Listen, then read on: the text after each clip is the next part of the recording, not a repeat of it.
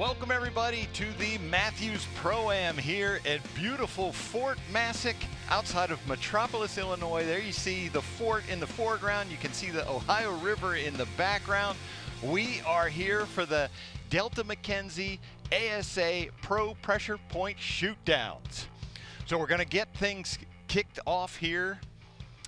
We want to welcome everybody. I am your host, PJ Riley, sitting alongside Nathan Brooks. And Nathan, we're all sitting around here holding papers and stuff. We've been in the woods, but we got a little wind here this afternoon. Yeah, this is going to be a challenge for these archers for so many reasons. But a lot of these guys also have the wind game.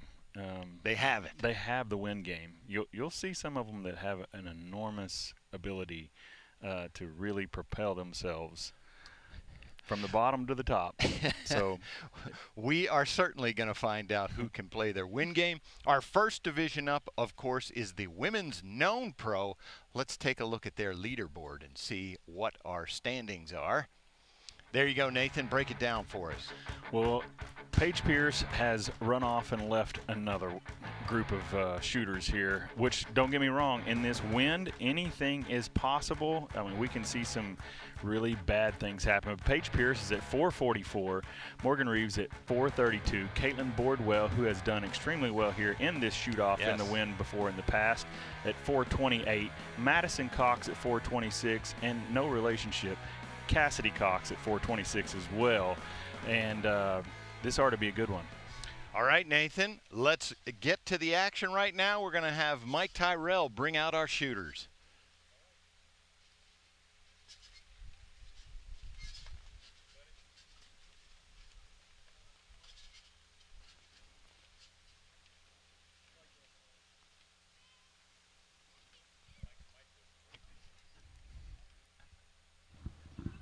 We're getting our microphone in order here. Here we go. Welcome, everybody. This is the Mathews ASA Pro-Am shoot-off, starting with the Women's Known Pro class. Our first women's shooter tonight on stake 5 will be Cassidy Cox from Albuquerque, New Mexico. Cassie shoots for PSC and has been a pro for 6 years. She also shoots for Gas Bowstrings, Black Eagle, and Conquest. On target 4, Madison Cox from McKee, Kentucky. This is her first year of shooting as a pro. She shoots for Darton, along with Gas Bowstrings, Conquest Bows, True Ball, and Excel. And her dad and brother are here to join her today. In third place, coming in, is Caitlin Boardwell from Tully, New York. She's been shooting pro for 6 years for Hoyt, Legends of the Fall Outfitters, Gas and Elevation, and Shrewd. Her brother Stephen is here with her. On target 2 will be Morgan Reeves from Natchez, Mississippi. She's been shooting pro for 3 years for Elite, Gold Tip, Bee Stinger, Hamsky, Tack Vanes, Mad Goat Bowstring. And target 1 is Paige Pierce from Red Bluff, California. She's been shooting pro for 13 years. She shoots for Bowtech, Black Eagle, True Ball, Excel, Gas Bowstrings, and AAE.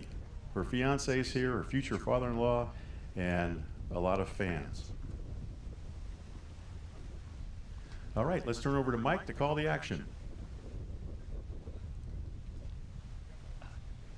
All right, we will not be able to suspend the 1 minute clock during competition, so holding those bows still and making sure that they're steady is going to be the challenge today, as you can well imagine.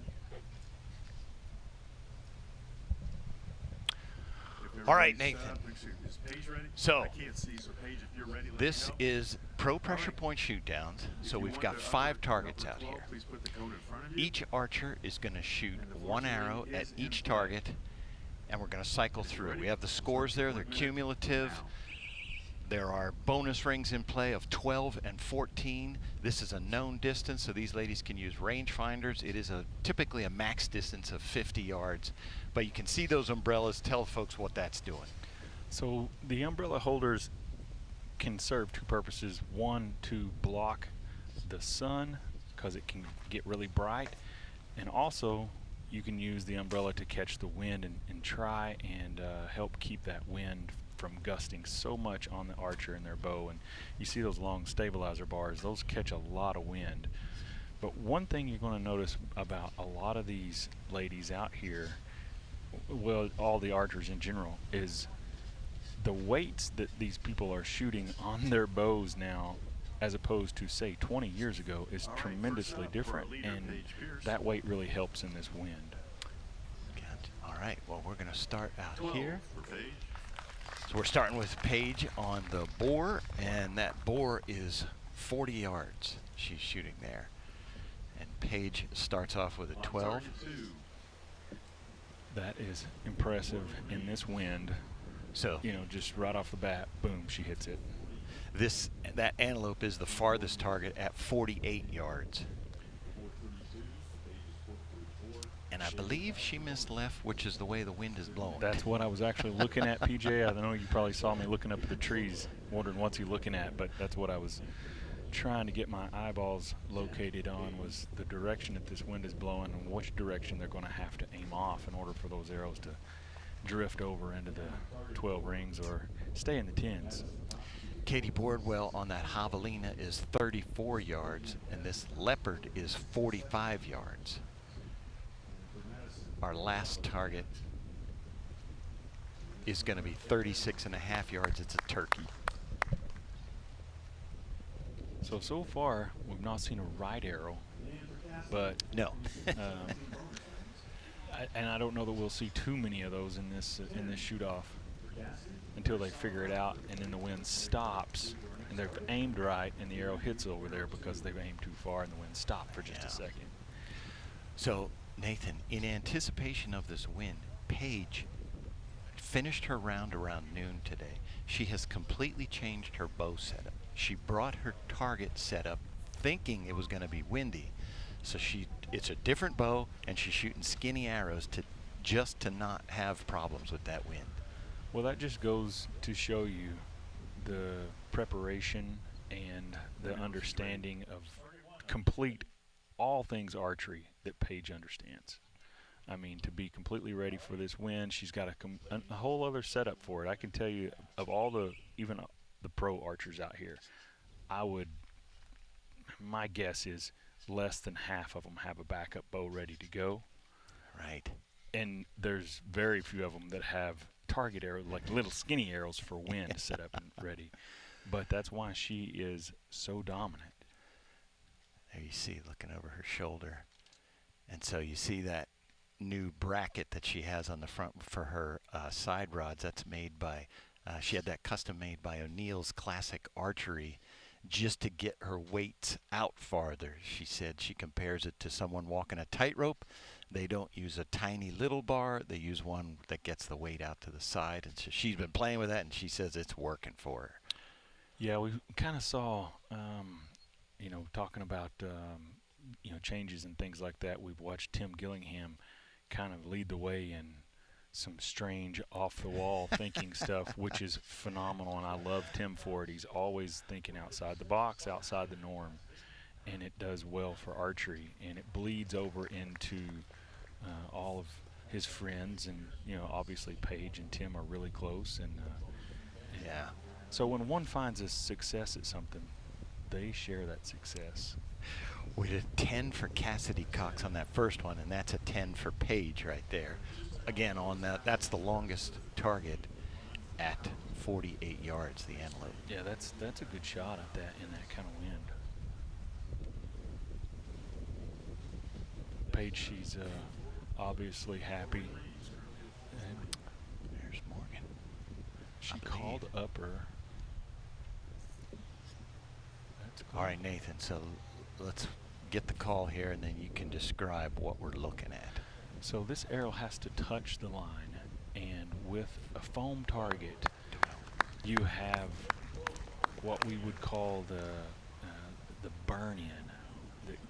To put those lines in the target, they have to burn those in, basically. So that sinks down into the target. So you're going to have an inside line and an outside line. Well, what happens a lot of times is an arrow gets close to that line, and it actually pulls from the inside towards the arrow, and it will distort that. What would be normally a perfect circle will actually make it oblong, and then the arrow still touches it. It looks like it might not touch, but when you're up close, you can see that it's actually touching. Yeah, it's foam. It's not like going through paper, so it's pliable, so it moves. Yes.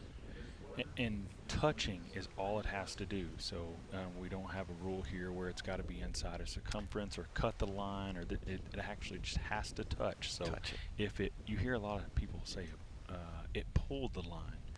Well, technically you have to touch it, but what they're meaning by that is it pulled the line outside of its normal area, and it pulled it over to the arrow, and it touched it. All right, so we're going into our third shot here, and we've got Paige still leading at 466, Morgan Reeves 452, Katie Bordwell 448, and then Madison Cox and Cassidy Cox at 446. So we're kind of holding on point there, and we should mention, you know, they shoot 5 arrows, and then at the end, anyone within 10 points of the leader would shoot a 6th arrow, which right now there would be no one. So Morgan Reeves is probably going to be. She's shooting a wrist strap with the trigger, and let's see how quick she fires this arrow. She's not been wasting much time. Like, she gets it right there and then gets it gone. Yeah. Oh, just outside. Now, what we're looking at there, Nathan, there's a line on the outside of the arrow, and it's touching a line, quote unquote, but it's not a line. Right. Tell them what it is. So the line you see outside of that one, or in a bigger area, that was actually the 8 line. The line that arrow was touching was what we used to replace the center section of that target, called the core. And you see all these targets have that. Like that arrow there, that one's in it. Same thing, right in the core line. And you see all these targets have this inner core, and that core line does not count for points. It's just you know, part of the manufacturing part of the target. It has nothing to do with scoring, is the point there. Yeah. Yes. And that's a 10 for Madison Cox there, who is pursuing an advanced degree at University of Cumberland, is Madison Cox. So 10 on that antelope there. 10, that's Cassidy Should be Cox Cassidy. there. Yep. 456 and 456. On the longest target out there. She looks to be a southpaw, or someone that shoots on the wrong side of the bow. That's just a joke for you left-handers. Don't get too upset about that. That was Paige there shooting the javelina and getting an 8. And an 8 for Morgan Reeves as well. Yeah, Morgan got caught up probably in that wind.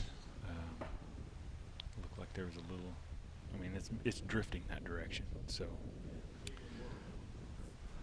Katie Bordwell here. Yep, another left arrow, Nathan. Yep, just left of that low 12, and you know, she's got the little skinny arrows as well. Yeah. I don't know if she typically shoots skinny arrows. I think she does.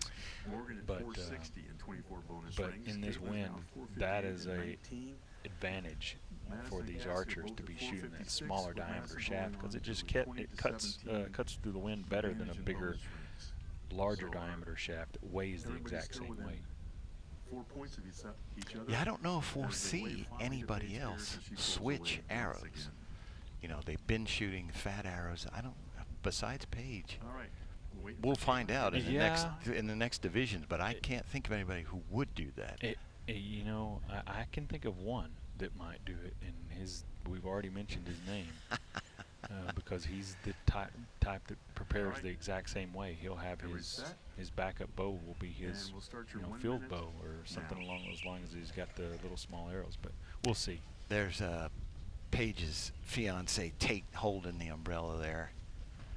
I wonder if it's a deal breaker if he doesn't do a good job. Oh man, I wouldn't want him to mess that up. Hey, it's not as easy holding that umbrella as people think either. No. In this kind of wind, you have to make sure that it doesn't actually what we call flip inside out, which is just grab so much wind that it turns and then it flips over onto the bow. And there's enough wind that could happen. Oh yeah, for sure. Another left arrow. That was Morgan Reeves on that one, and we still have Madison Cox there at full draw. I mean, you can see her shirt blowing in her hair. That it's a pretty good wind out there. And like we said, yeah. Like we said, all weekend we've been in the woods. All right, first up. We were all hoping for a little Caitlin breeze, but there Wardwell, wasn't one. runway at 458, 2 Good points overhead look behind there. Morgan Caitlin Reeves. follow through looked really good. Her shot timing was good. Didn't take too long. Just got on the target and executed. It's going to be a 10 for Katie Boardwell. Move her to 468.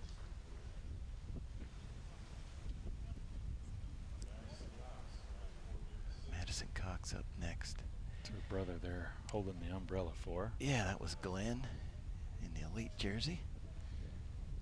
Out to the left again. We see another left arrow. That was just rough wind Yeah. gust right there for Madison. She's not too happy about that. And that is the longest target out there. So if you're going to experience that, more than likely it's going to happen on that one. So now we move to the javelina. This is Cassidy Cox.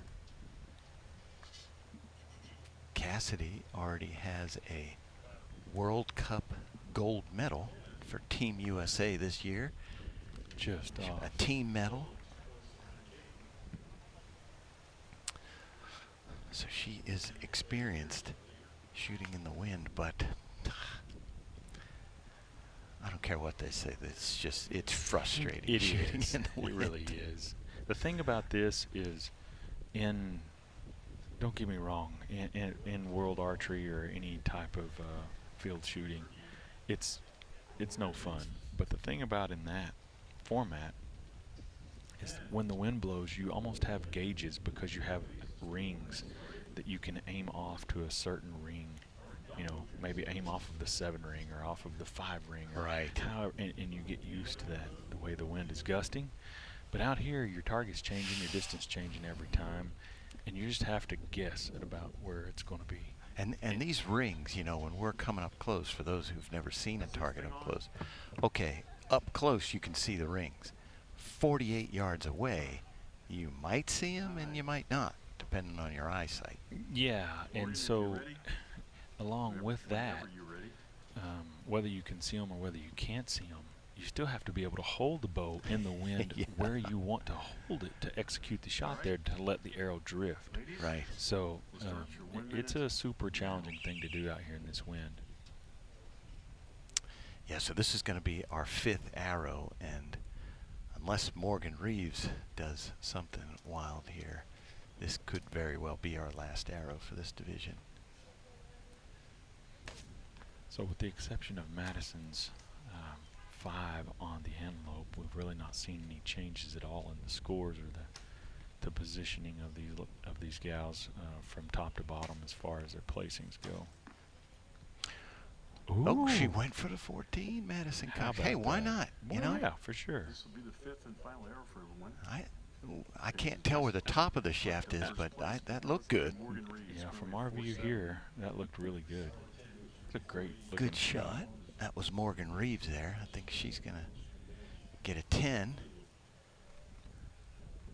I think she was shooting at Oh, she was shooting at the upper 12 there, but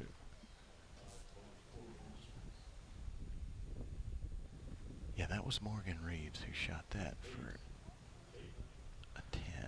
Caitlin is an 8 8 for on Katie the Boardwell. antelope. 476. Now, here we go. This Let's is- see a good bonus All right, ring. and let's also add this in here real quick. That's the smallest 14 ring Yeah. that there is out here. There That's- she is. She got it. Good for her.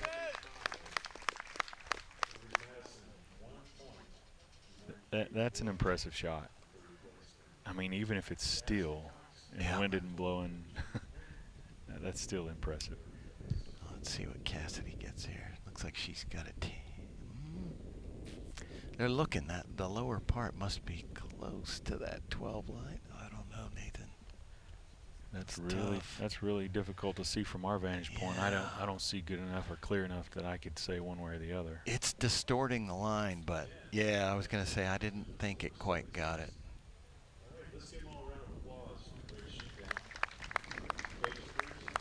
That should be the last arrows fired for this group. So Paige Pierce comes away with So the win. He gave Paige the victory before we even scored her arrow. But quite frankly, That's she a had it 12. won anyway. Yeah. And she shoots a 12, of course. So yes, Paige Pierce is our champion, which makes it 5 in a row for her this year. 5 for 5. Wow. Women's known pro this year. And I know folks like to say, she's very dominant and stuff. Yes, she is, but she also earns it. No doubt. I mean, she shoots and travels to about every archery venue that there is. And she puts a ton of time and effort into what she does. Absolutely. And yeah, no doubt. You don't just step in here and win these classes. No. Anyone that wins, they have absolutely earned it. Yep.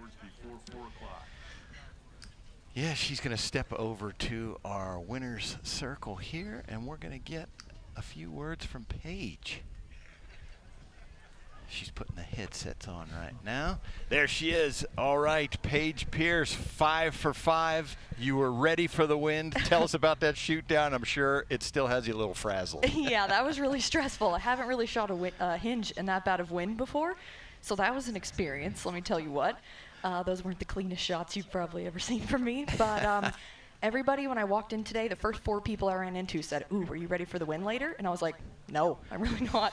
I don't know how to aim with my 23s in the wind. I'm not even going to sugarcoat it. So I went to the car, I grabbed my target bow, tuned with my Revelations, my skinny arrows. I took my sight off my ASA bow and my whole bar set up and threw it on my target bow and shot some quick marks and came out here and did that. Paige, that is ridiculously impressive. I've been out here doing this as a professional for 26 or 27 years now, and I don't know that I can count on one hand the amount of people that actually have had a wind setup ready in this situation. So Yeah. to do what you did as fast as what you did it, that is super impressive. Congratulations on Thank this you. win. I really appreciate it. That means a lot. It was, we're kind of doing that every weekend anyway, back and forth, so it was just a little faster than that, but it worked out. I'm really glad I switched, or I'd have shot quite a few in the guts, I think, so it was good. All right, Paige, congratulations. 5 in a row. You are a Mathews Pro-Am champ. Thank you. All right, folks, don't go anywhere. We will be right back at Fort Massac with the Senior Known Pro Division.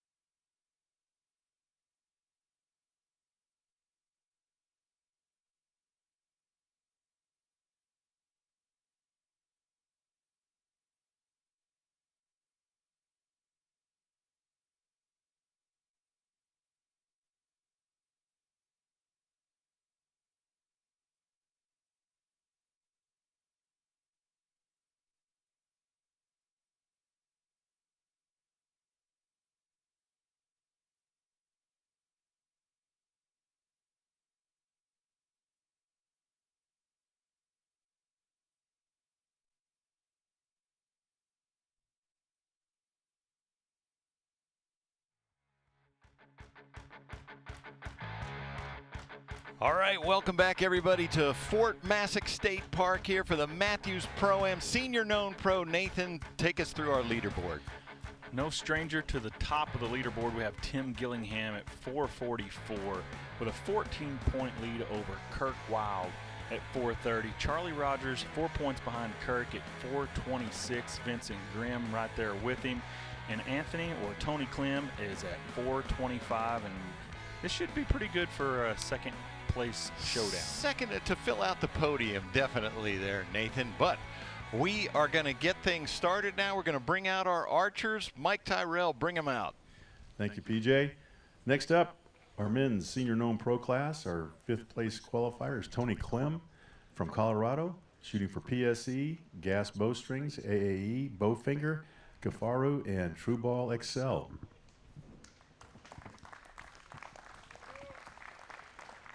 And 4th coming in is Vincent Grimm from Bronson, Florida. All right. PSE, Gold Tip, Shell Pond Outdoors, and Wizard Lab Strings.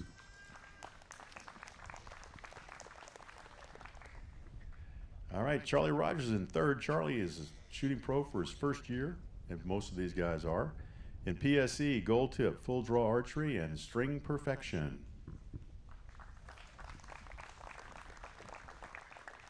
Next up is Kirk Wild from Alden, New York.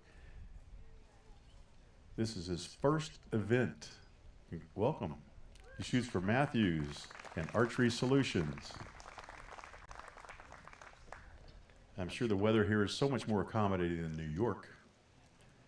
And Tim Gillingham, a relative newcomer to ASA, is from Provo, Utah. He's been shooting for 30-plus years. He shoots for Bowtech, Mad Goat, Gold Tip, Bee Stinger, Hamsky, Black Gold, Feather Vision, Shrewd, and just for the fun of it.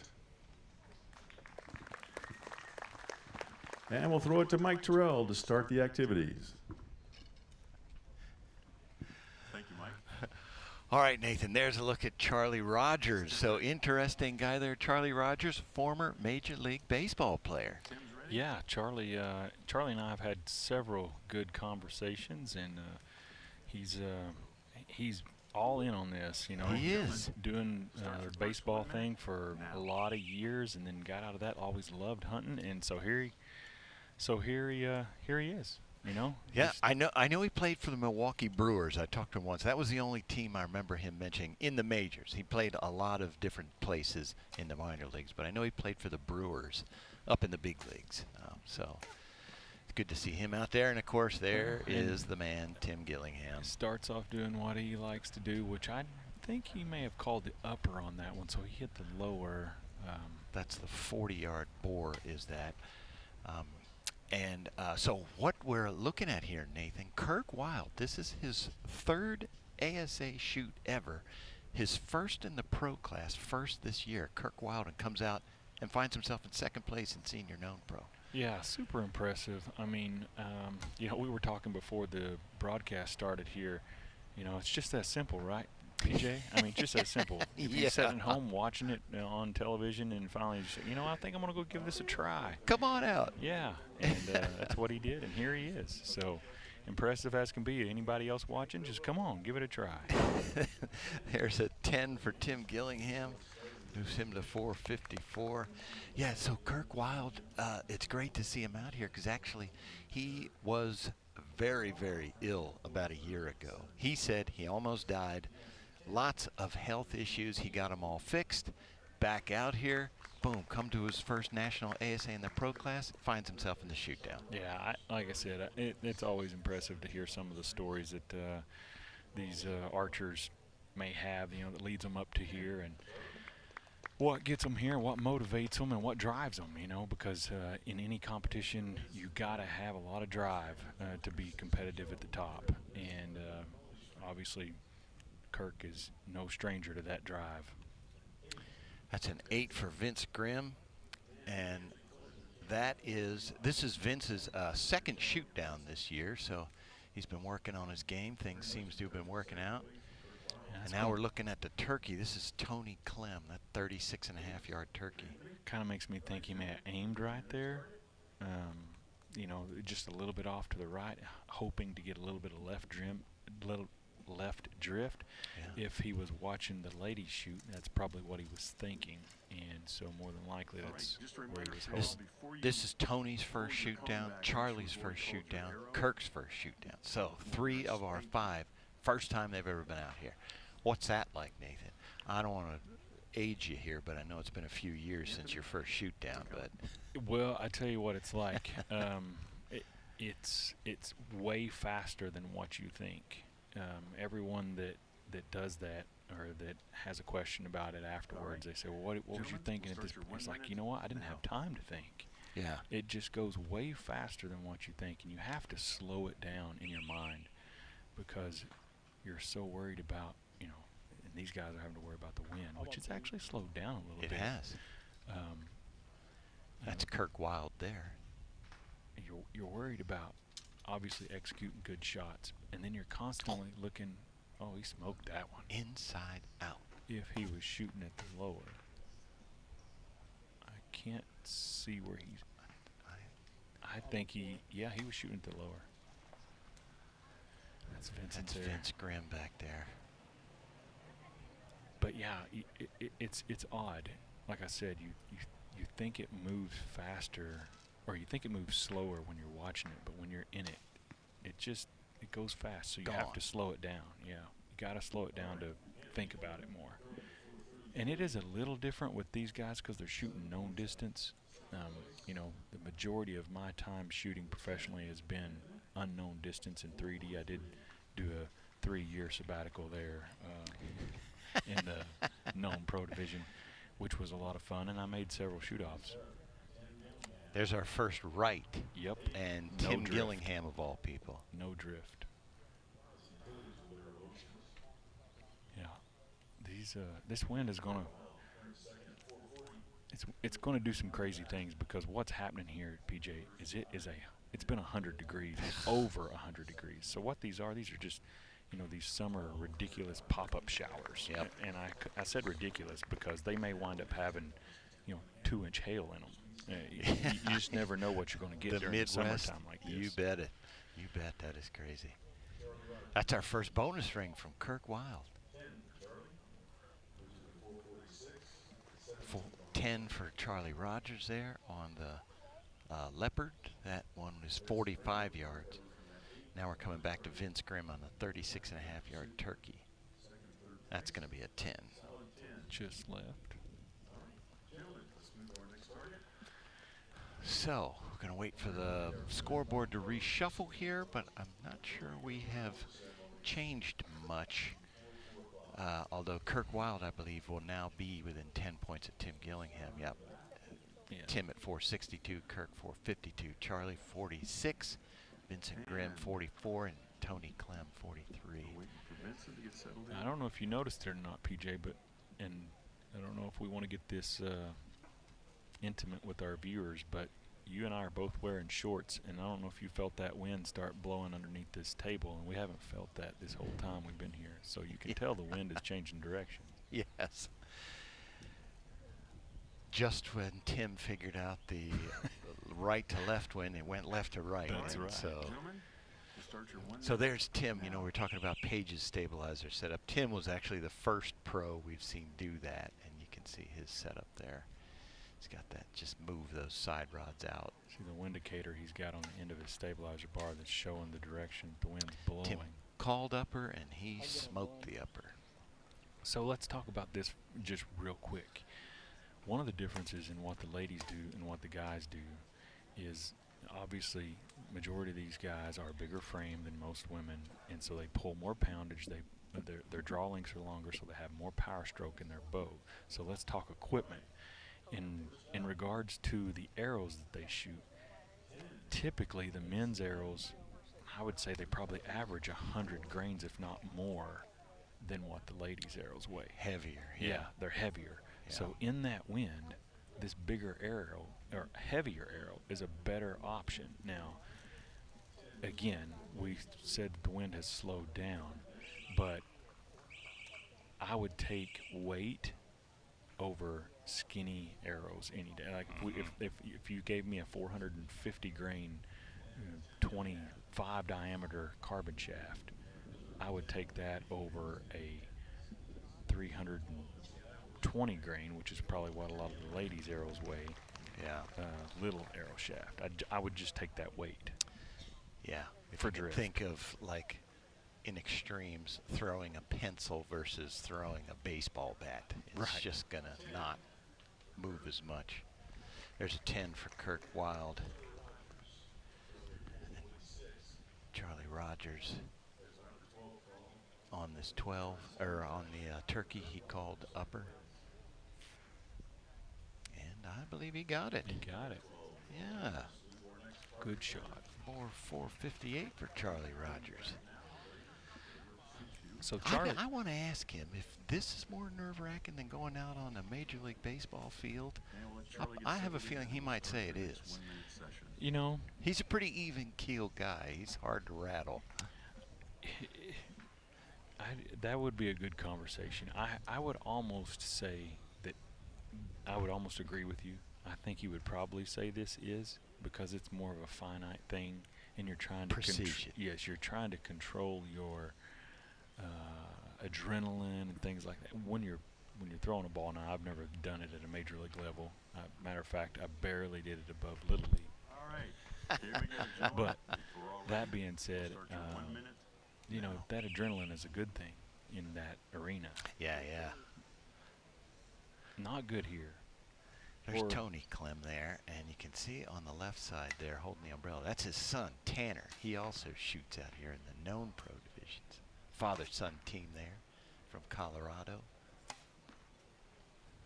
Just over the Just low 12. over. Good Yeah. shot there for Tony. I think he'd actually called the upper. Vince Grimm's going to have a close one. That is very close on He's that antelope. also called an upper, so Oh, that'll be okay. that'll be a 10. Charlie Rogers takes an 8 on the boar. That's the 40-yard boar. So Charlie actually just started shooting that bow that he's got, and obviously it agrees with him. That's a PSE Dominator Duo, I think, that he's shooting. Okay. And he's shooting it really well. 10 for Vince Grimm. Moves into 464.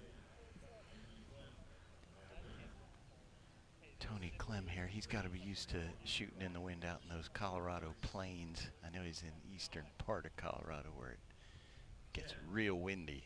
Yeah. Where the antelope run free and the buffalo roam. And the wind blows. And the wind blows.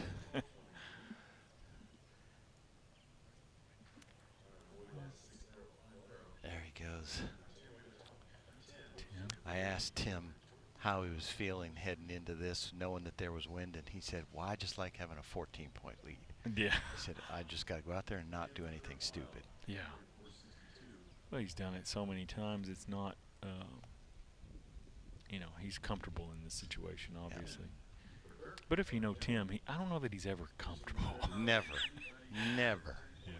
I bet he's feeling pretty good right about now with one target left to go. And it's 36 yards. And he knows how far it is. And he knows how far it is. Tim was a big advocate for this senior known pro class. This is its first year, which is why we're seeing a lot of new faces. And and he did well in the senior pro class. He would win. He was shooter of the year, did all that. But he is committed. He says for archery, he believes that you should know the distance. That's his belief. Of course, Tim is strong with his opinions. But I give him credit for backing it up, because then he came into a class. He hasn't won all of these. And, you know, it's just been... Is Kurt good? All right, gentlemen. We'll start your 1 minute. It was kind of going into the unknown. Oh, yeah. It's kind of funny. He was telling me about a conversation he was having with his wife. And his wife said, you should go back to unknown after he didn't win the first one. Oh, that was so funny that he was telling me that. He's like, but I got to figure this out. I believe this to be the right thing. Of course, and we all knew that Tim was going to eventually win those tournaments. you know. Yeah. Yeah, I think the first two, Randy Morocco won, and then Tim found his stride, Good his looking massive stride. Yeah, Vincent. I think Vincent hit the top of the low 12 there, but he Yep. has his cone out front, so. There's a good look over Charlie's. Just a little bit high and left. Here we go. Kirk Wild, center punches. Yeah, that was like what we call clock hands, right in the absolute center. He said when we were interviewing him yesterday, I was like, how you doing?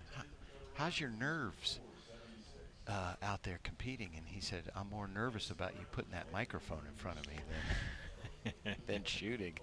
Well, he obviously is not nervous out there. No. He's doing an extremely good job.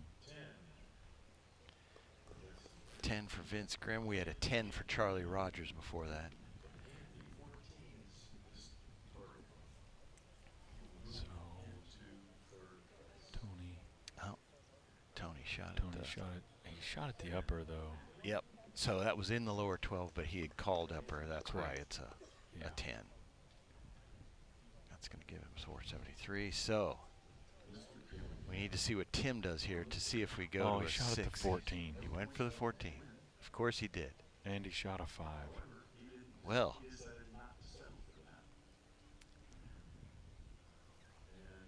He shot a 5. a 5. So Oh my goodness. But it's not over. we still got now Kirk Wild is within 10 points. That's right. So we have a 6th arrow here. He only has a 5-point lead now. Between Kirk and If- Tim. Let's just say Kirk that is Kirk only steps 5 up here and points shoots a behind now. 14. And That this means could- Tim has to have a 10 this or could open better the to door win. for a lot Yeah. more fun, kids. And in the win, you know, You anything never know. can happen. You never know. So what this means is Charlie Rogers is going to finish in 3rd place. Congrats to Charlie. Yes, On the podium congratulations. finish. Tim, His knew we first were- shoot we had down. plenty of Vince extra Grimm time is we going to have be left in to it. 4th Thank at you, Tim. We 474, and appreciate that. Tony Clem in 5th Nice to cam at people. 473. So congratulations to those finishers. But yeah, you know, Nathan, on this very field, It took him about an hour and a half. I just saw to put Cara those 4 Kelly come in five in targets Women's out there 'cause Pro, it's the so hard on commanding ground. lead, and And so because for of final the arrow, it'd wind, just be moving the stake. she actually had to let Or moving down their and shooting came back, position and she for a shot an target. arrow. It was either too late We or won't she give them missed any the time to target. I know judge. she took a They'll shoot 0 immediately. because of the wind. Yes. It's called a speed So- round. Tim Anything takes a can 0 here. That's You know, anything can happen in this win, and let's not just count out the fact that anything can happen just in general. right. You know, one of the things that happens very occasionally, and probably not to somebody like Tim that is over the top on his equipment, as most, you know, because he really is just always about his equipment, you know, on All right, top of first it. up in the final arrow But will let's just be- say you have a knock that's cracked, and Right. you don't know it, And and you you don't know. pull that arrow, and you shoot it, and that knock is Kirk will cracked, be shooting and first. it actually can dry fire the He's bow. currently We've seen 5 that on points the ranges behind. numerous times. He I pretty mean, much knows exactly what like I he said, needs to anything do, can happen. and that is to kneecap Not 10 everything's after not he shoots. likely, but anything can happen. So what happened here, Nathan, is Scott Parrott, our shooting director, has moved the shooting line forward, and we're going All to right, shoot at the Kirk. turkey. This is a friendly So game, we don't let me know know the when you're ready. distance. It was 36 and a half, and we've moved up a couple of yards, so we're looking 32-ish, One-ish, two-ish, maybe. yeah. Mm-hmm. We'll All go right, with your we'll start numbers your 1 since you're the minute pro in now. judging, and I'm not. You know what? The way I judged this weekend, especially today, probably ought to just take your number, PJ. Kirk Wild will get the first shot here, and he went for it. It's in the right area. All right. Let's see what Kirk's left. Just Tim. left of it for an 8. Good run He at was it, though, gunning for the Kirk. 12 for the 14. He was gunning for that 14. And it's yeah. 8. Yeah, just outside right. there. So Unless he kneecaps Tim right Tim now, just needs to hit the target. all Tim's going to need is a 5 to win. Just hit the target. Tim. Just hit the target, Tim. That, you know that's what Kyle is saying. Tim, don't do anything crazy. You already did your crazy thing, Tim, Shoot. by shooting at the 14. But leave it to Tim to go out and style All right. like that. Mr. Gillingham. I wouldn't be surprised if Are he you shot ready? it to 14. We'll It's start not your a 1 minute dangerous now. shot, quite frankly, on the turkey. But he might just want to get out of there and put it in the middle.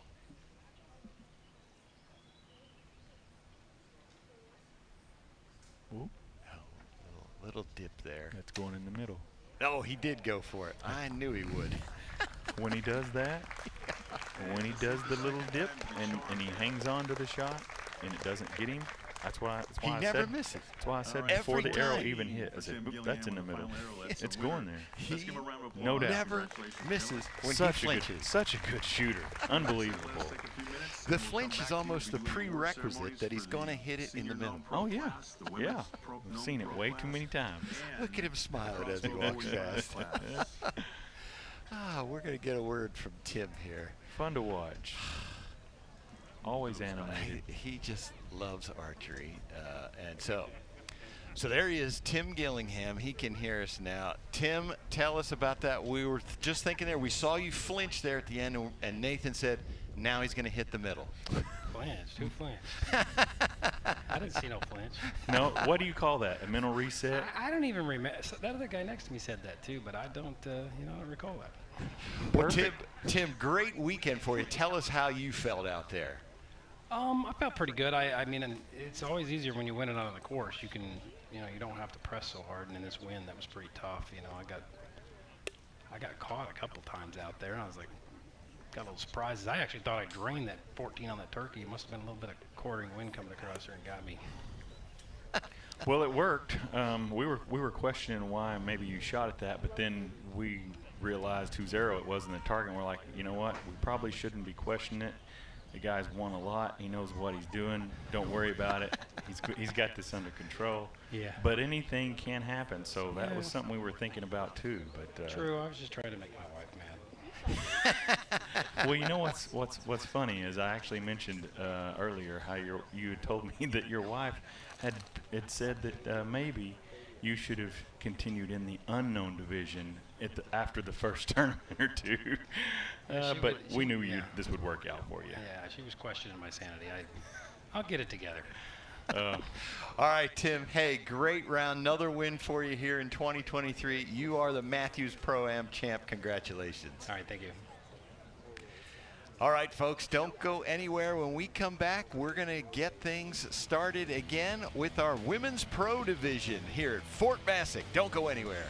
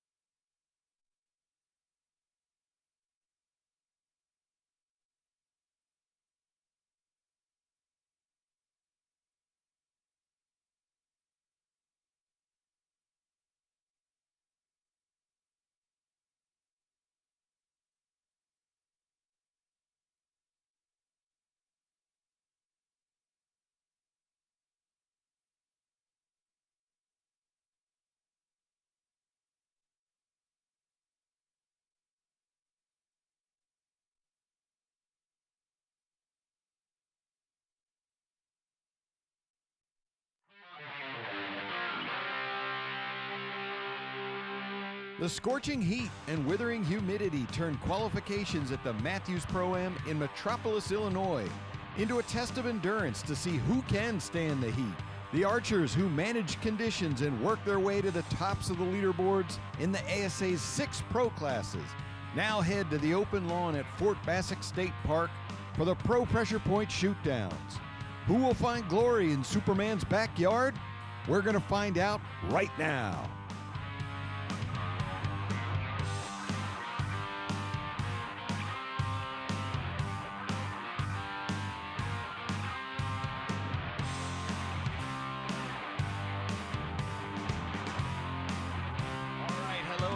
And welcome to the Mathews Pro-Am. It is the 5th stop on our 2023 Delta McKenzie ASA Pro-Am Tour. There you see it right towards the bottom in Metropolis, Illinois, the home of Superman. Our last tournament will be coming up in a couple weeks. That is the McKenzie Classic here in Coleman, Alabama. Welcome everybody to the Competition Archery Media Broadcast booth. I'm your host PJ Riley, sitting alongside Elite Pro Nathan Brooks. Nathan, here we are. We were worried about the weather, but it's now looking like it's pretty good. However, it's still a little windy out there. Yeah, the wind or the storms supposedly have split.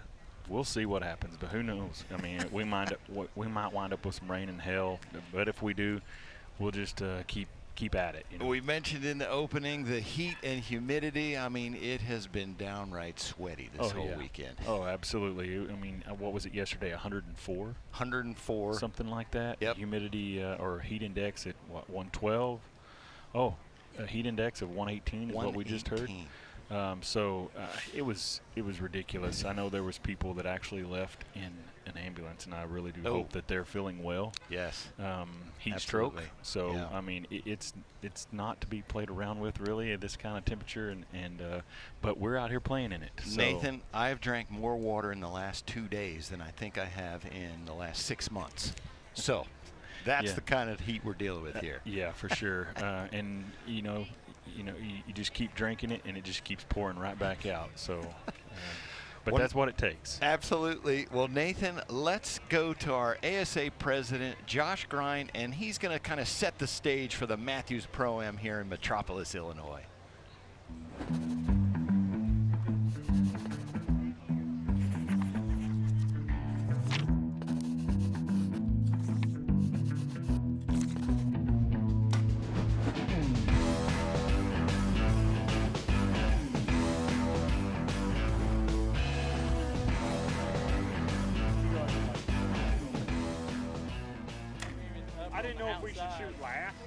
Kind of covered it all up with a triple X, so I don't know that I'll do it again. We're in Metropolis, Illinois for the Mathews Pro-Am, which is the 5th stop of the Delta McKenzie ASA Tour. So this is our 27th year in Metropolis coming to this event. Chris McGinnis, who oversees the parks, has been our contact here from day one. And him and his team, they do a fantastic job. When we arrive a week early, and when we get here, the lanes, they go out with leaf blowers. They blow really nice lanes down to where the targets are gonna be. So their crew puts in a ton of work all year, really, to keep it ready for us. When we get here, we get to work side by side with them. They go out and hand out water bottles to the shooters. So we can't thank the staff over at Lake Merman enough. And Metropolis is the home of Superman. Also Fat Ed's Roadhouse, which a lot of the shooters like to go to, and we'll probably be there when we're done filming this video for some of their food. Yesterday's Kitchen, or Yesterday's Diner, is also in Metropolis, so it's just a great venue.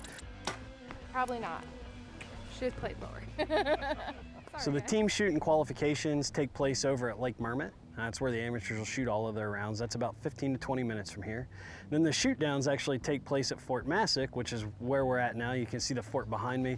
This is where we got a beautiful scenery, the Ohio River behind us and the bridges and with a fort, so it makes a really great location for the shoot down.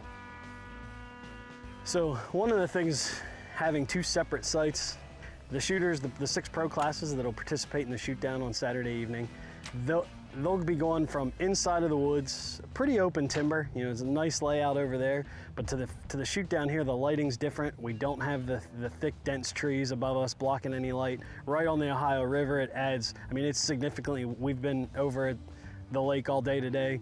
You come here, it's significantly more windy, so it does add a unique challenge for the shooters transitioning between the two locations. Wait, that's in the 14th. Being that it is the 5th stop of the Delta McKenzie ASA Pro-Am Tour, this is where the Shooter of the Year really starts to heat up. We've got a lot of classes where we've got less than 5 points to separate first to third position in that. So this is where every arrow really starts to count. People start talking about Shooter of the Year. The shooters themselves, they know it. They're feeling the pressure come this time of year. So it adds an extra level of excitement here at the Mathews Pro-Am.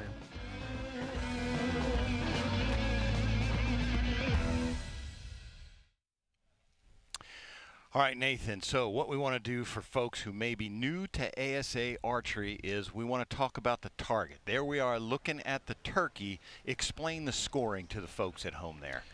So let's start with just the body of the turkey target itself. Anywhere outside of those rings that you see on that target is 5 points. The first largest set of rings that you see, anything inside of that or touching that ring is worth 8 points. The confusing thing sometimes can be the really dark ring that you see. Now that's not actually a scoring ring, that's actually part of the turkey target itself. That's a replaceable core that Delta McKenzie offers for, when you shoot these targets a lot, you can wear them out at some point in time. So they offer a replaceable core, but that does not give you any points. Then you step into the next ring. It's a 4-inch circle, and that ring, if you touch it, anything inside of it or touching is 10 points, and then you see an upper and a lower ring and a center ring inside the 10 ring. Now the upper and the lower counts as 12 points. The archers have to call that whether they want the upper or not. They always automatically get scored for the lower if they don't call the upper. The center ring doesn't count for anything. But then when you look at that turkey target way up in the high right part of the 8 ring, you're going to see a 14 ring. Now at this camera angle it looks really skinny, but it's the same size as that 12 ring. It's the angle of the camera that makes it look smaller. But high risk, high reward for sure, Nathan, out there. And folks, we're going to see how these archers shoot at those scoring rings in a second. We will be right back shortly here at Fort Massac for the Mathews Pro-Am. Don't go anywhere.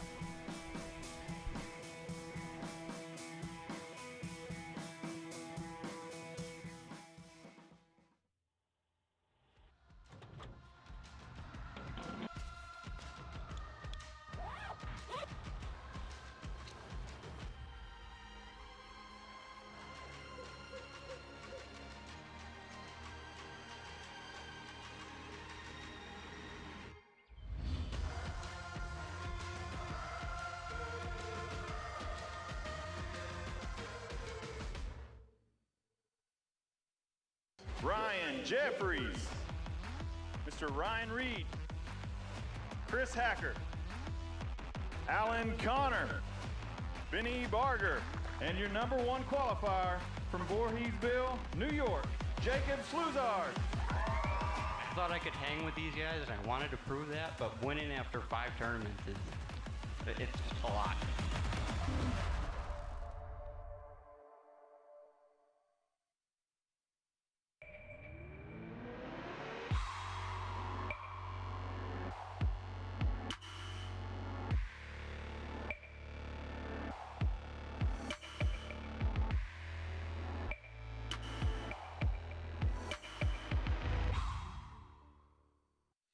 #1 qualifier in the women's shootdown, Sharon Wallace. Your first place qualifier, Jeff Rainey. Your #1 qualifier, Miss Cara Kelly. Mr. Levi Morgan. That's Mr. McCarthy.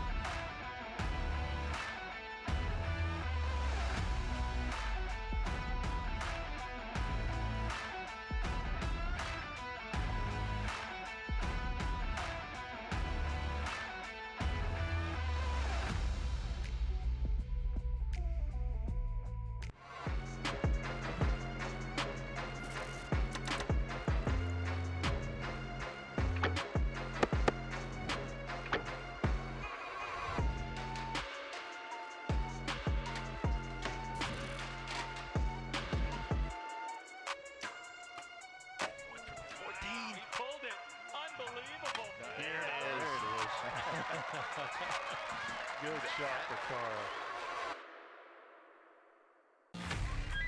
Yeah. Elite is the world's most advanced and accurate archery experience. We challenge you to go to your local retailer and ask for Elite to demo the Omnia today. CBE, that's custom bow equipment.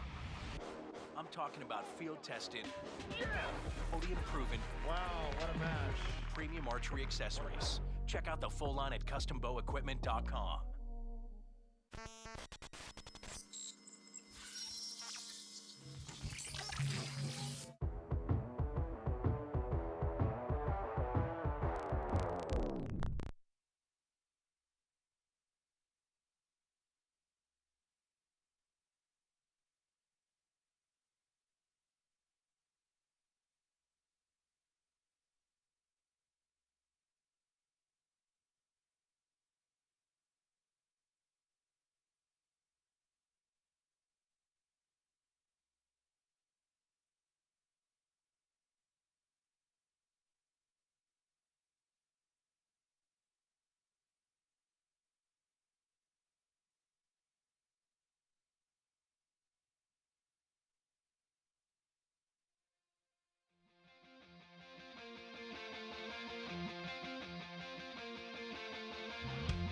The amount of humidity here out in the woods is just, it's very thick, and I think that slows us down a little bit. Definitely have to focus more on taking your time and like catching your breath with everything.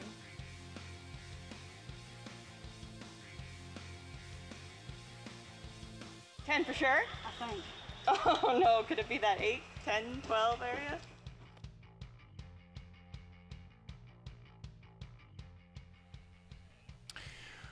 Welcome back, everybody, to the Mathews Pro-Am here at beautiful Fort Massac State Park. Women's Pro is our division that we're about to get into. Nathan Brooks, run down that leaderboard for us. So top to bottom here, these are primarily names we have seen before in the past, but we got a newcomer in here. So Sharon Wallace is at the top of the leaderboard at 412. Aaron McGladdery at 409. Cara Kelly on her heels at 406. And then a little bit of a drop there down to 398 from Lindsey Christensen. And newcomer Mackenzie Bergman at 395. Yeah, Nathan, we want to get to this action, but before we do that, let's take a look back at how this division shook out at our last tournament in London, Kentucky.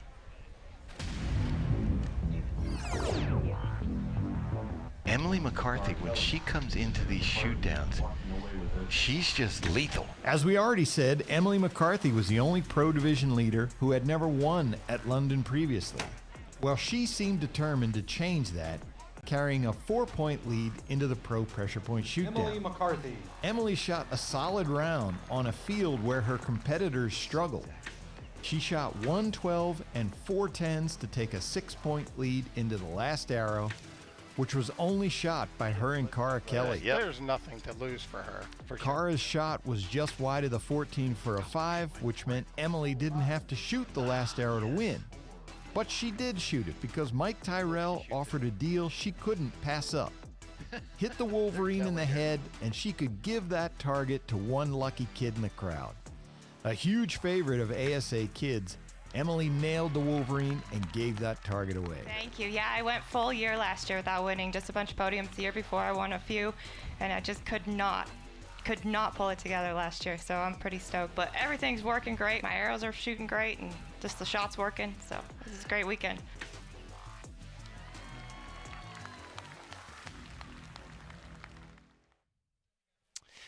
All right, Nathan, let's get things started here. In women's pro class, Mike Tyrell, bring out our archers.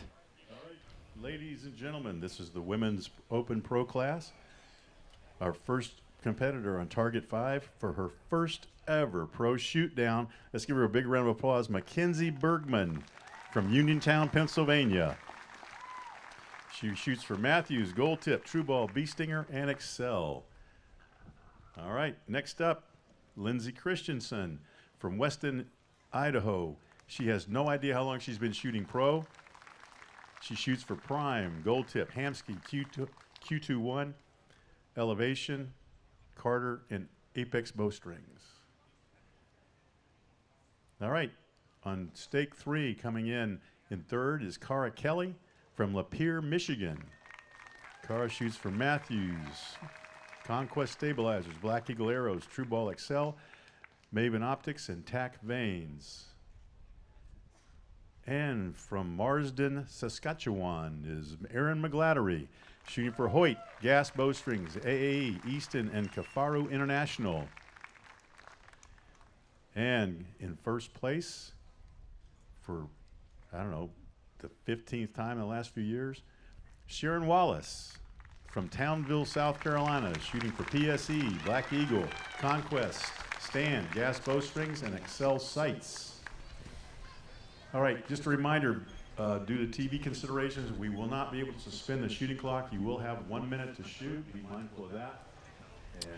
All right, Nathan, so for folks just tuning in for the first time, what we're doing here is we've got a field of 5 targets and 5 archers. Every archer is going to take a shot at one target, and then we're going to rotate through. And these targets here, this is an unknown distance class, so they are judging how far away these targets are. In this class, we know it's a maximum of 50, a little wiggle room. It can be a little farther than that. 50 yards is generally the maximum. And Nathan, we're going to jump right up here so you can see we've got our 3 archers, left to right, Cara Kelly, Lindsay Christensen, Mackenzie Bergman, and you can see each of the targets that they're shooting at.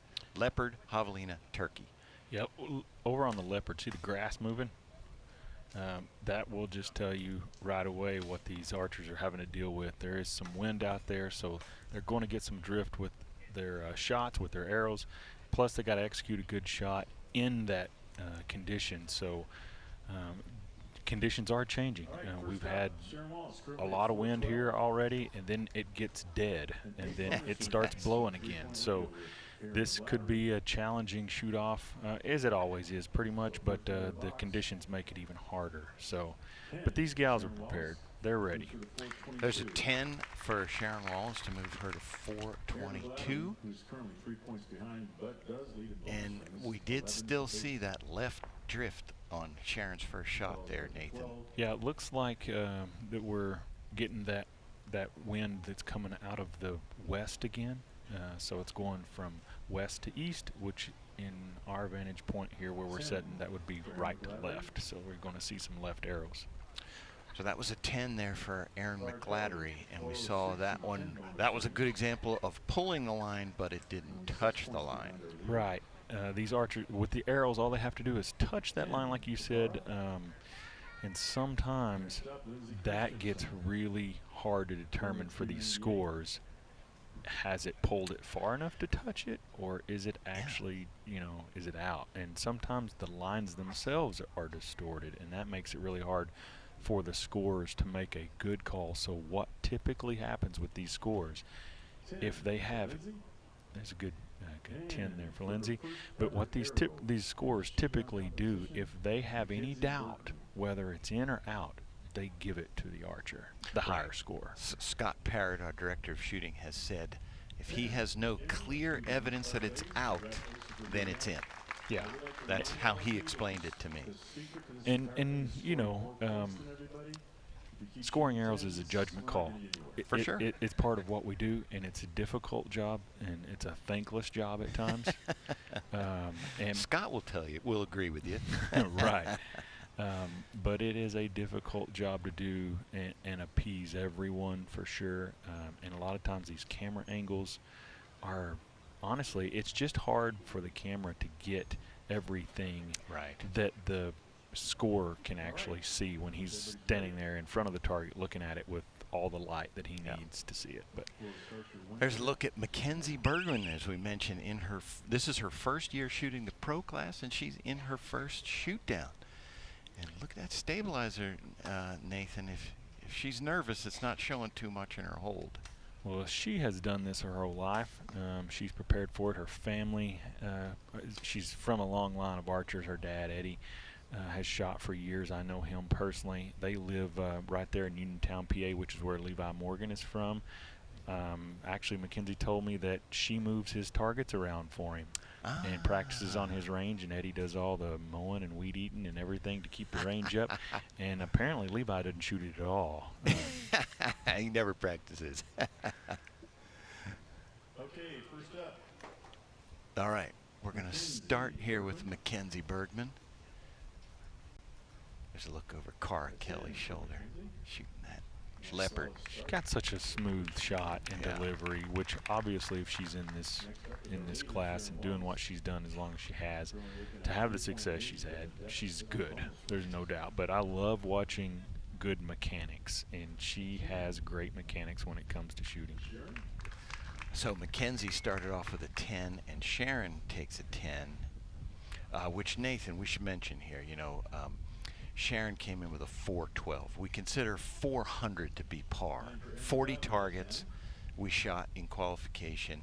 10s would be, you know, all 10s would be 400. That's kind of what we consider par for folks in a golf terminology. And then the 12s, you're going to go above 400. So she came in with 12 up. Obviously, she hit several 12s to get there. Yeah, rarely. Not often do you see scores below that 400 score, and when you do, you typically know that it was a really difficult course or conditions were really difficult, because the top 5 archers typically are above that par, that 400 even score. So of course, obviously with 5 more arrows on here now, par would be a 450 as we add these scores up and go along through here. So these ladies in the women's pro this weekend, there were 18 competitors. So these ladies obviously are the top 5 scores there. And yeah, as you mentioned, you know, if it's down, that's, you know, they're shooting 8s or 5s, and in the class like this, a judging class, it's typically, you know, a judging error. They got the distance wrong. Because these ladies, you know, they shoot, their speed cap is 290 feet per second, 280 feet per second, 280 feet per second, which is 10 feet per second shorter than the men's. And so, yeah, they got to be a little bit tighter in their judging. And the reason why they do that is it's a little bit more level playing field for all those gals, because obviously, you know, we just saw Erin McLattery, and she's tall. She's obviously very strong, and so she's going to have a long draw length, so that's going to give her bow a lot of power stroke, which means she's got more energy, which relates to a big, heavy arrow compared to the other girls. So unless they're able to pull. Ooh, we got somebody Nathan, shooting at 14 ring here. I got to interrupt myself. Well, and also we got a little rain falling now.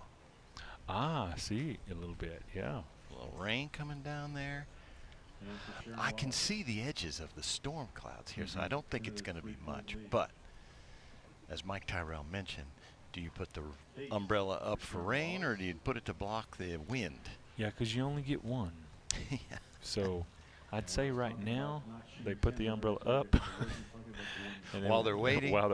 And then when they draw their bow back, put it over there for a wind. So just for those viewers that haven't watched this before in the format here, we have an upper 12 and a lower 12, as I discussed. And what you'll see sometimes with the camera view, you'll see the archer shooting, and we have a cone basically that either goes stays behind the shooter, which is where it should normally be if they just walk up to the target. That's where it's going to be. But if they want the upper 12, they move that cone out to the front. Right. So they're calling their shot. Yes, so that was a 12 for Erin, I believe that was on the leopard. We'll see when our score. Yeah, that was Erin that had the upper 12 there on the leopard. So now she has moved into first place. Look at this, Nathan. Yep. 441, 1 point ahead of Sharon Wallace. Yeah, Sharon dropped an 8 on that last target, and we have a new leader. And unless my memory isn't the greatest, Nathan Brooks, but I don't believe Erin McLattery has ever won an ASA. She's won at IBO, but I don't think she's ever gotten an ASA win. I would have to agree with that. I'm not 100% certain, but neither am I. Cara Kelly is a mainstay in this class. She does extremely well. That's who we're looking at right there. She's won here multiple times. Oh yeah, in this tournament. Did you see that arrow? Straight left. Straight left. Yep. Or if she was shooting at the upper, it was straight low. So maybe we just misjudged it slightly. We just saw Sharon Wallace let down, so they do get a minute to shoot. So obviously something wasn't right, so she let the bow down to reset, and she still has plenty of time to get the shot off. Look at the wind blowing. But yeah. Keith's doing all he can to hold that umbrella. Oh, you can see the grass blowing. Yeah. 434, trailing 7 points behind. Good look at Lindsay Christensen there. Just left of the lower 12. That's what she was shooting at.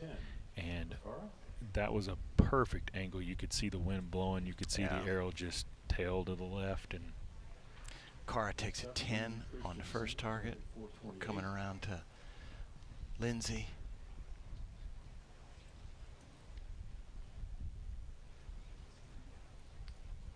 I believe Lindsay was shooting. Yeah, she was shooting at the lower. Mackenzie Bergman. Should move her to 438. Yep, 438. And Mackenzie had the. I think that's like the wind got her right there. Yeah. That's what we're talking about. Yeah. Anything can happen. You get a good strong gust, and it grabs the front of that bow. And if your release is almost ready to fire, then the movement will fire that shot, and that arrow, who knows where it's going to go. Yeah. Hey, this will be a great learning experience for her getting out here. Yeah, for sure. Testing the nerves. Aaron calling the upper 12 on the turkey. So this is the shortest target out here, is the turkey, and I imagine Aaron probably went for something here. We don't know the distances. They were moved from our. Oh, it's a low 12. She called it. Yeah. So there's a perfect example. Yeah, she called the upper. Yeah. And more than likely, the smart play there is the upper anyway on that particular target. Wait, hold on just a second. No, I have that in reverse. I was actually going to say it would be smart to shoot at the upper because the wind drift would be pulling you that direction, but I was seeing that in reverse. That's backwards out there. So I think it's smart on the turkey to go for the upper anyway, Nathan, because the distance above it to the 8 and 5 is much bigger than below it. You miss it low, and boy, you're flirting with a 5. Yeah, the hardest thing about that is the aiming marks. It is easier for me personally to aim at the lower because you have the feather paintings on the wing. The white. Yeah. And so it's easier to aim and find it unless you're shooting a big scope, big lens where you can actually bring those rings up and actually see them. Look at Erin. We saw her there. She was trying to time the gusts because it is fairly calm right now. She's going to want to get through that quick if she can. Yep. Oh, and she smoked that upper. She called up and she called it. Yeah. It's Cara Kelly. That's a long hold.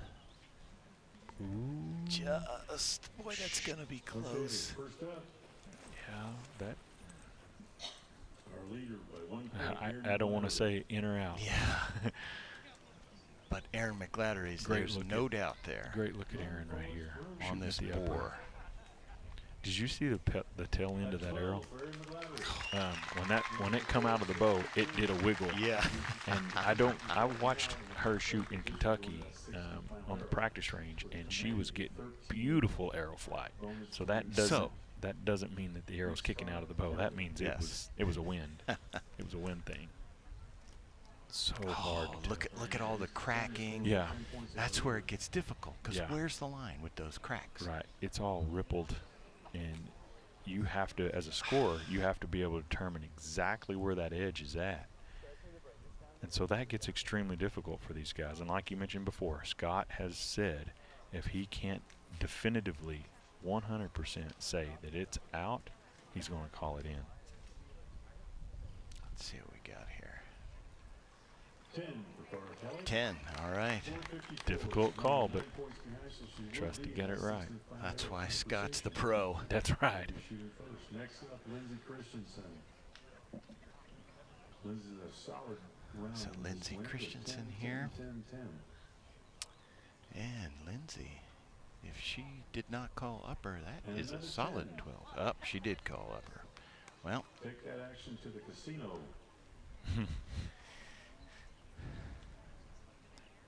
Lindsay Christensen from Weston, Idaho. Her dad, Benton Christensen, a well-known pro in the archery world. Ooh, we got some flirting with a 14 ring here. Look at that pull. Wow, and that is Mackenzie Bergman I here. can't tell if it's got it or not, but if it's she a. had just had a fatter arrow, Nathan. I don't know. It might be. It could get called in. Look, I mean, where's the edge? Yeah, I mean, I can't see the edge. I don't want to. I'm glad I'm not calling it. 14, Yeah. there it is. Yeah, I don't. That is a really difficult arrow to She call. got it. Congratulations, that's fantastic. Good for Mackenzie there. Now we're coming around to Sharon, and she's got to make some moves here. A 12 would put her. This is the turkey center Still be 10. behind. Yeah, and with Aaron.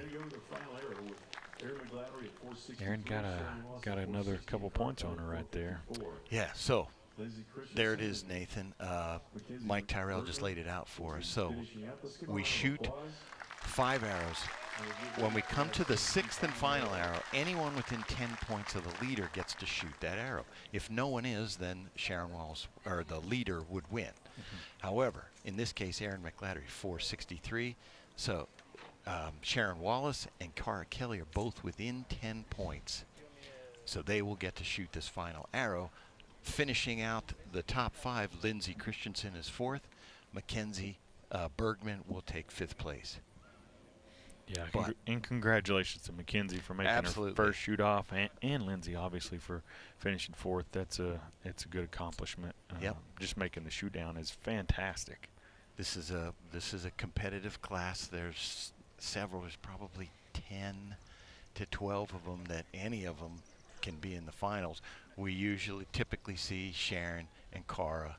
Aaron this year has been a mainstay in this division in the finals as well. Lindsay, she's made a couple of shoot downs this season as well.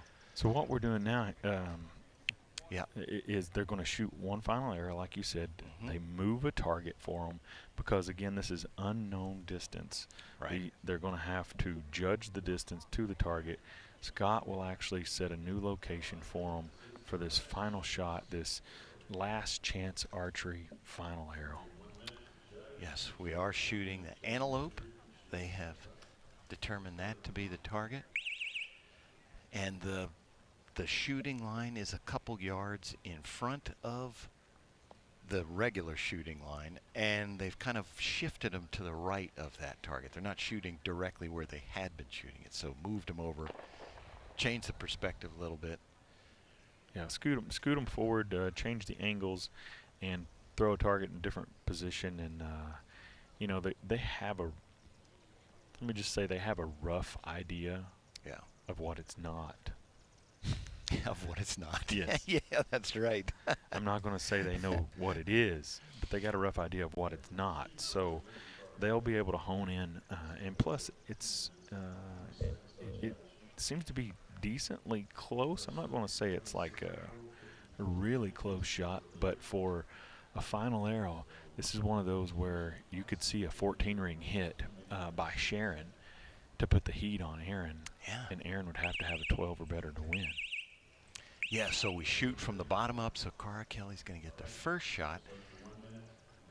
She's not necessarily threatening the top 2, but this is for a podium finish. That means thousands of dollars in contingency money and prize money from the ASA. And she probably shoot at the 14. Yep. Yeah, why not? Why not? Yeah. So that's going to be a low for an 8 from Cara Kelly, and she will finish in 3rd place. We've got 2 hours to shoot. No, she will finish 3rd no matter what, because even if any of the others miss the target, they'd still be ahead of her. Yes. She finishes at. So what? No, she finished. She shot an 8. Excuse me. I was thinking she shot a 5. So she'll be at 462. So Sharon Wallace has to hit the target to finish ahead of Cara Kelly. Pretty safe bet she will. Stranger things have happened, but I'm going to say that she's not going to do that. And what she has now, if she didn't have what I would call a good aiming point at that 14, There's a little bit of rain falling out there. She's got an arrow hole that's directly below that 14. Now, depending on the distance and her lens power or what she's doing, if she can see that hole, one strategy she could use is to aim at that black hole and add about 1.5 yards to 2 yards onto her sight and watch her arrow rise right up into that 14. And Sharon Wallace has hit big arrows on this stage before, many times. Oh, she hit the hole. Just Yeah. over the hole. Yeah. Wow. That's going to be another 8. It's going to give her 468, which means Erin, I don't know the bonus ring situation, but she hits the target and she ties Sharon Wallace. There may be a bonus ring break, but if Erin hits an 8 or better, she takes this tournament. And I have a feeling she's going to aim center 10 and donut that Oh, target. yeah. Now, this for our webcast or your Facebook Live that we did earlier. So we've already witnessed a couple of shoot downs, and we've seen some things happen that was kind of funny today. And one of them was the finals in the senior known pro division for the final arrow, and we saw Tim Gillingham step up when all he needed to do was There she goes. shoot it. Oh yeah. Yeah. She gets a win. She was not going to chance on that. We're going to ask Erin, but I believe that is her first ASA win.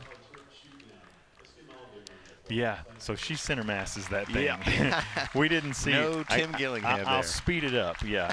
No Tim Gillingham, where he decided to do something funny just for the heck of it, and but it worked out for him just fine. Congratulations to Erin. That's awesome. Erin has been working hard at this. You know, she is just she's coming from far, far away, Marsden, Saskatchewan, so it's a travel for her to get anywhere. And so it's just, I know this is something that she has really wanted. She's going to come around to our winner's circle here. She's going to put those headsets on there, and she's got those headsets on. I think she can hear us. Erin McGladdery, Mathews Pro-Am champ.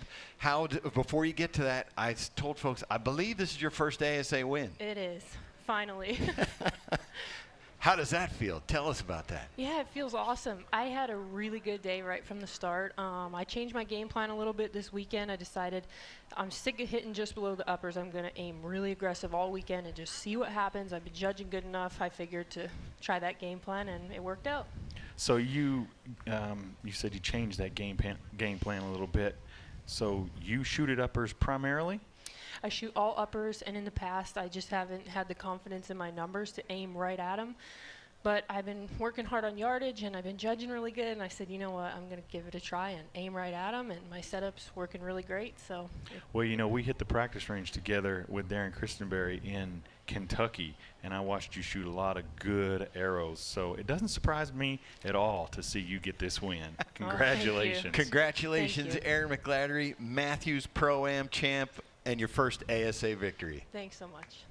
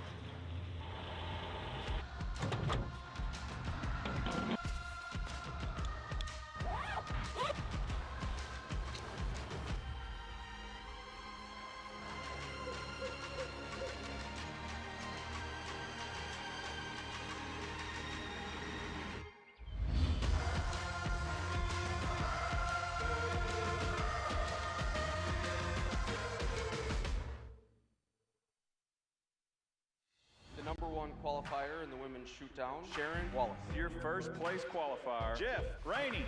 Your #1 qualifier, Miss Cara Kelly. Mr. Levi Morgan. That's Mr. McCarthy.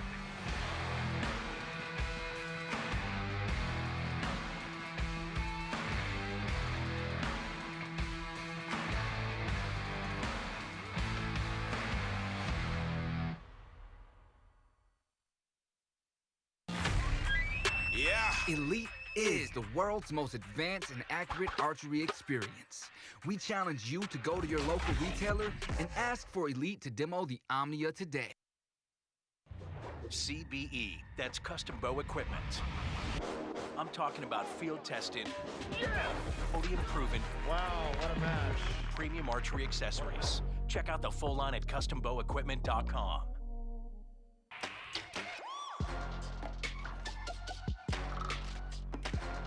Oh, what a shot. Got it. Unbelievable. So Kyle needs an 8 to win. 8 to win. Oh, he went right at it. Entertain, done.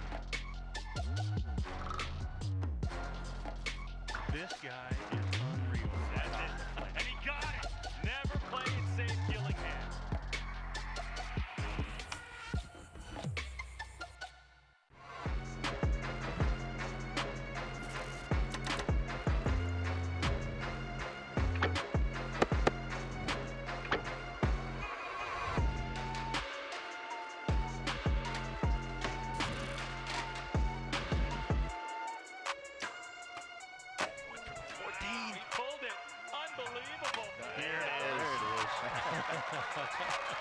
Good shot for Cara. Bow hunter Vinny LaSelva explains why he shops at LancasterArchery.com. I'm a patient man in the woods, but when it comes to shopping online, not so much. That's why I choose Lancaster Archery Supply. They make it easy to order all my archery gear, with thousands of the newest and finest products right at your fingertips, ready to ship to your front door. Here's your order, Vinny. Or tree stand. Hey, depending on where you're hanging out, you might even get it before you get home. For all your archery needs, shop LancasterArchery.com.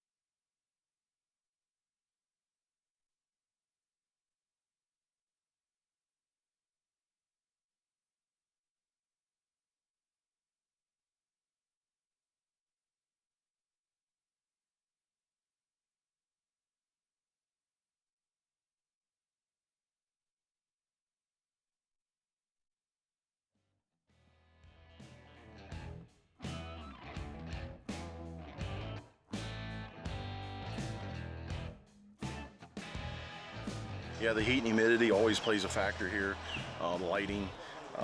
But honestly, today, to me, the courses seem a little soft than typical for Metropolis. But yeah, it's a cooker out here.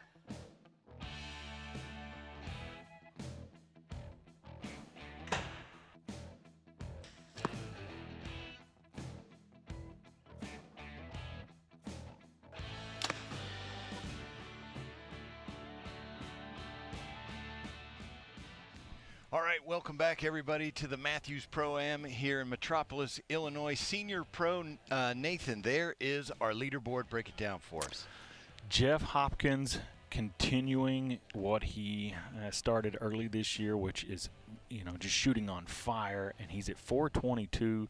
Tony Tazza, who they just battle back and forth for first and second constantly all year long, at 416. And our favorite shooter of all, Darren Christenberry, at 410, who I'm trying to fill his seat today and not doing near as good a job. But then there's Scott Darnell at 409 and Mark Kesey at 409. So this ought to be a really good race, even all the way out to the end. Tony Tazza is no stranger to being 6 points behind. But Nathan, before we get to the action here, let's go back and take a look at how this class shook out in London, Kentucky.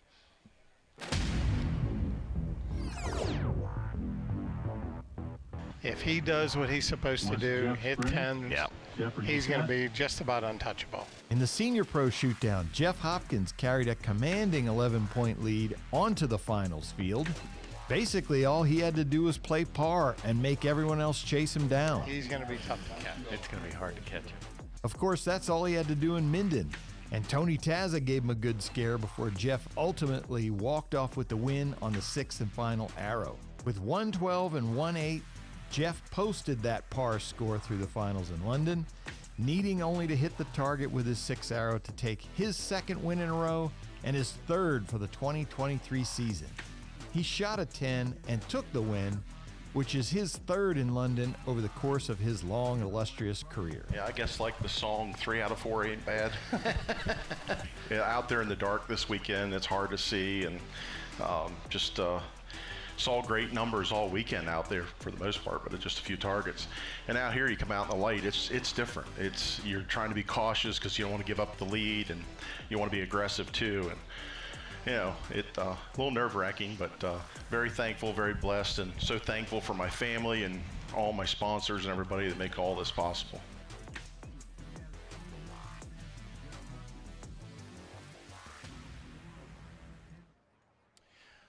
All right, Nathan, we want to get right to the action, so let's have Mike Tyrell bring out our archers. All right, ladies and gentlemen, the Senior Pro class. Our 5th place is Mark Kesey from Bremen, Georgia. He's been shooting pro for 3 years. He shoots for Darton, True Ball, Black Eagle, Conquest, and Excel.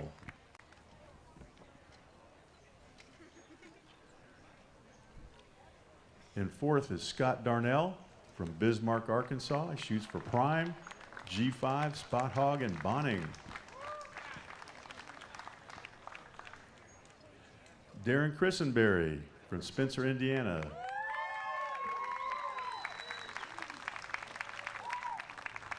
Well, that must be because of your famous work for Cam, Darren. You shoot for Elite, Lancaster, Easton, Scott Archery, and Custom Bow Equipment. Next up, Tony Tazza from Boswell, Pennsylvania. Hoyt, Easton, Dead Center, Hamsky, True Ball, and Shrewd. And on target 1, starting out with the lead, is Jeff Hopkins from Lacona, Iowa. Mathews, True Ball, Excel, Black Eagle, Conquest Archery, Realtree, BCY, O'Neill's Classic Scopes, and Stein Seed.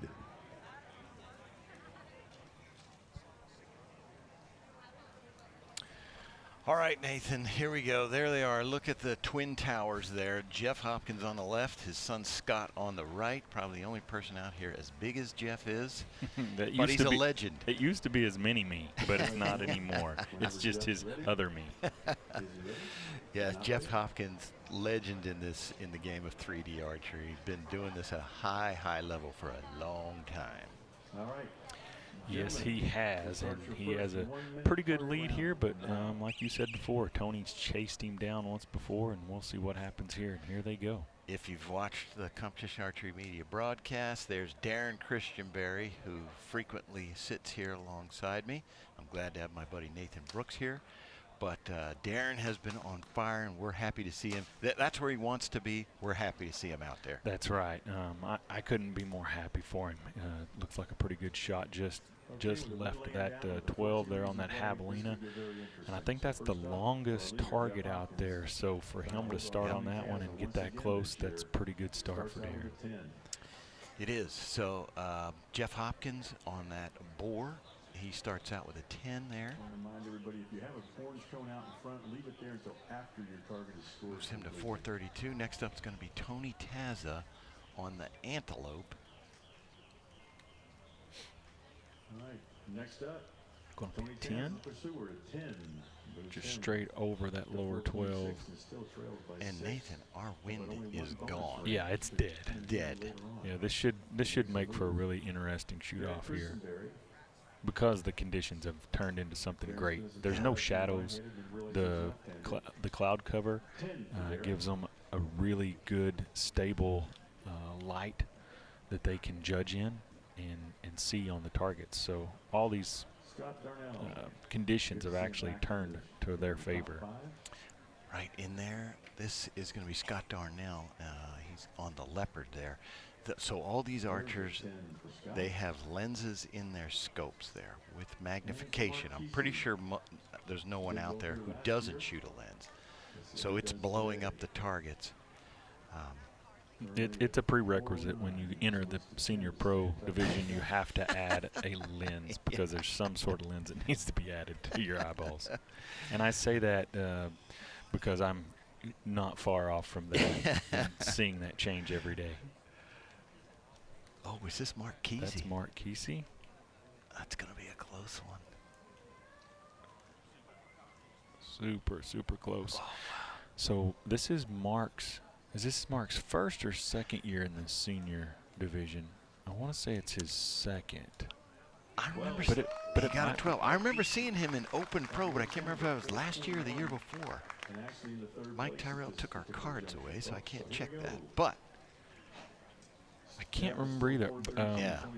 The way, again, like I said, I'm getting ready to be a senior not too far down the road, so I'm not remembering things as well as I might once have.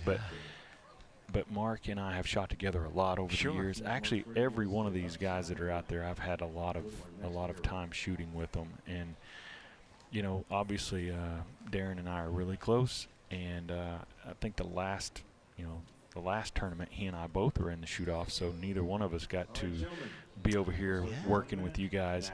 But it was that guy right there, Tony Tazza. That's right. Yeah. And the thing about Darren is, you know, for those that don't know, he was, for 20 plus years, a pro shooter right-handed. Right. And he had to change to left-handed. And it took him about a year to get things going really good, but he is here now. He is. Yes, he is. He has it going. That's going to be an 8 there on that long. Again, that javelina is a long target. There's a look at Mark Kesey holding there. Oh, he just had a little flinch there, but he held it together. Yeah, he shoots on command like Gillingham does. Yeah. Fires a shot when he's ready, basically. He's not waiting on it. So sometimes with that type of shooting discipline, you'll see those little flinches. That's just the little neurons and everything firing and saying, go, your brain telling you to shoot it, but it's not time. And his 12 on the last target actually moved him into 3rd place, moved him up 2 places, but now he shot an 8. We'll have to see what Darren did to see if he takes it back. So it's going to be a 10 for Jeff. I mean, Jeff, basically, all he has to do is shoot 10s. Right, yeah. And he'll make people do the work. Yeah, they're going to have to come to him. Yeah, there's Tony with an 8. And that 8 is not helping Tony's cause to catch him either. And realistically, between Darren and Jeff, you know, starting out, there were 12 points, a full target. Yeah. So if Tony can't catch Jeff and Jeff keeps shooting 10s, then it's far-fetched for anyone to catch him. Now, I'm not saying it couldn't happen, but it's difficult. I mean, you'd have to have several 14s to be able to catch him. There is a 12 for our Darren Christianberry, so he is going to take back second place.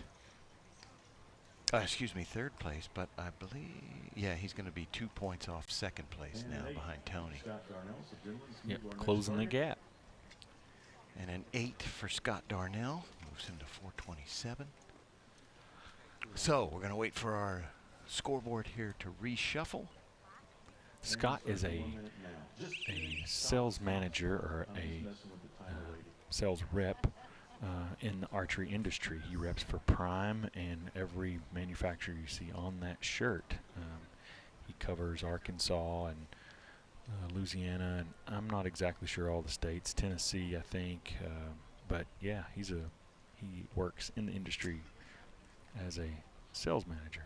All right, Nathan, here is our split screen here. So we've got 3 targets, and you see Jeff Hopkins on the left, Tony Tazza in the middle, Darren Christianberry on the right.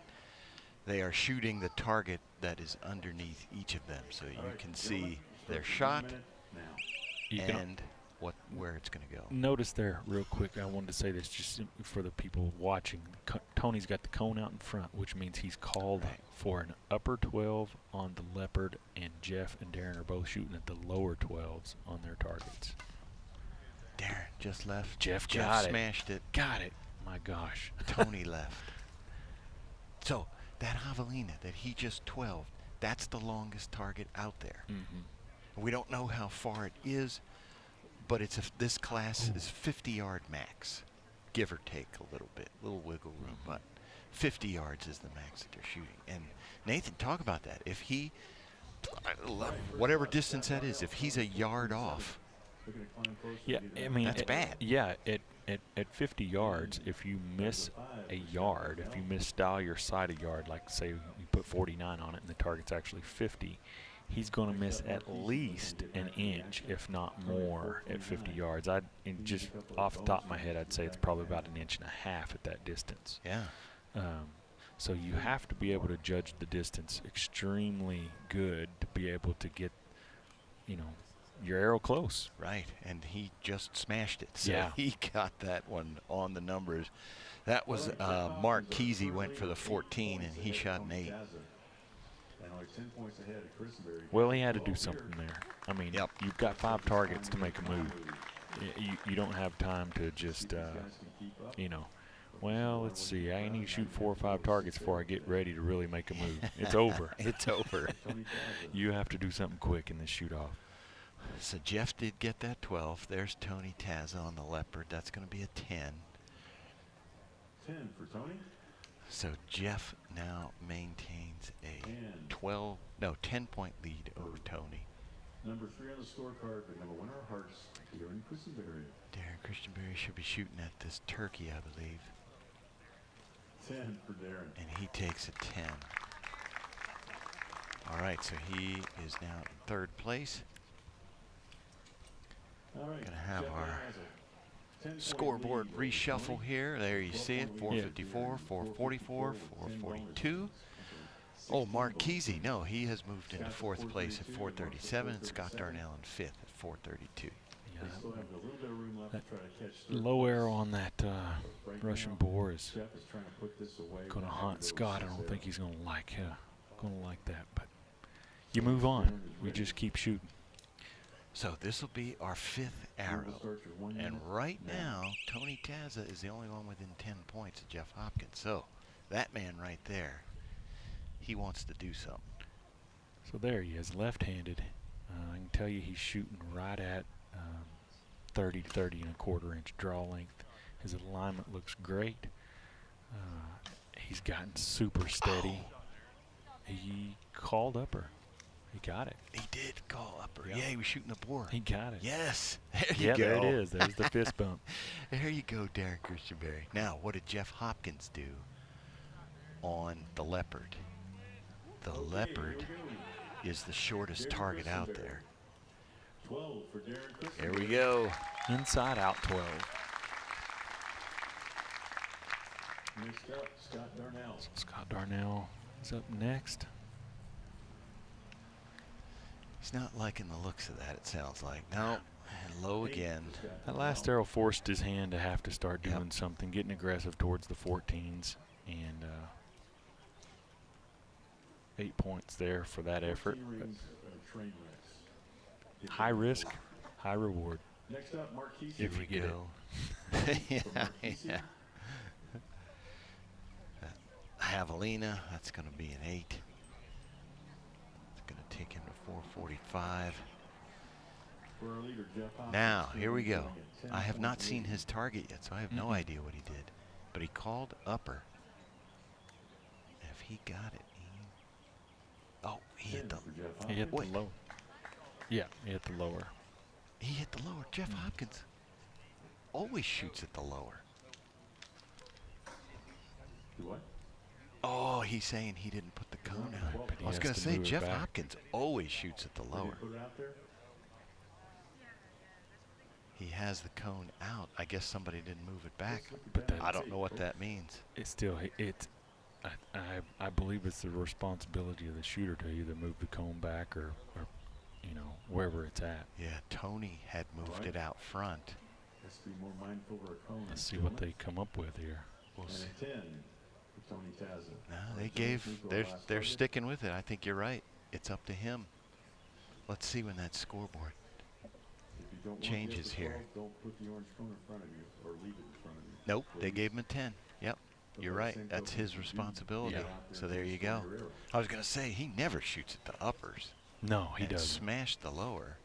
Rarely do you see him shoot it. I don't. Yeah, I don't know I've ever seen him do that. So there we have it. We're gonna have. We're gonna move. We got Darren and Tony are now tied. Yes, this will be our 5th and final arrow.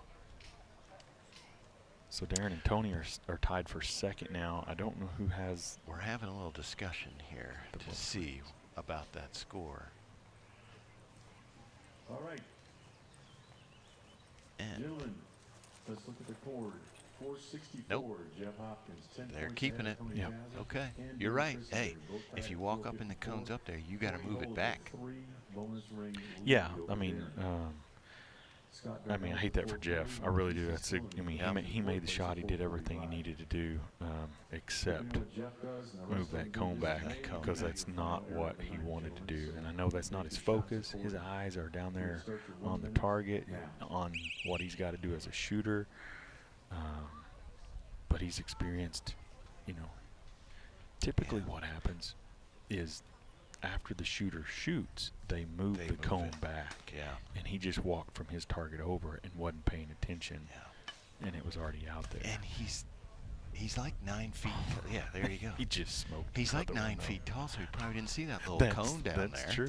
Yeah, and that's Scott, at his ankle. And Scott couldn't help him either because he's eye level with him. Okay, let's see what's going to shake out now. Tony But there Tazza. you go. He just smashed that 12. Yeah. 54 and 14 bonus He rings said, all lead right, over you Darren took that 12 Christensen. away from me. 10 I'll for shoot Tony another one. Tazza. Right. So here's Let's see if Tony. Darren can capture another 12. Tony's going to take a 10. Tony's going to take a Stay 10. in third place. Move him to 464. So Darren Christenberry, what did he do? 12. Got it. If he called the lower, And I do not see a cone. There's a 12. There he is. Darren Christenberry. Darren moves into Yes. 2nd place. That moves him to 2nd. And unless Tony gets a chance of the 6th arrow, Good for Darren. that may be where that part ends. Right now, he And now is for Scott doing Darnell. high fives inside there. And 8 for Scott. 8 points for Scott. 8 for Scott Darnell. Moves him to 448. Going to come over to Mark Kesey on this leopard here.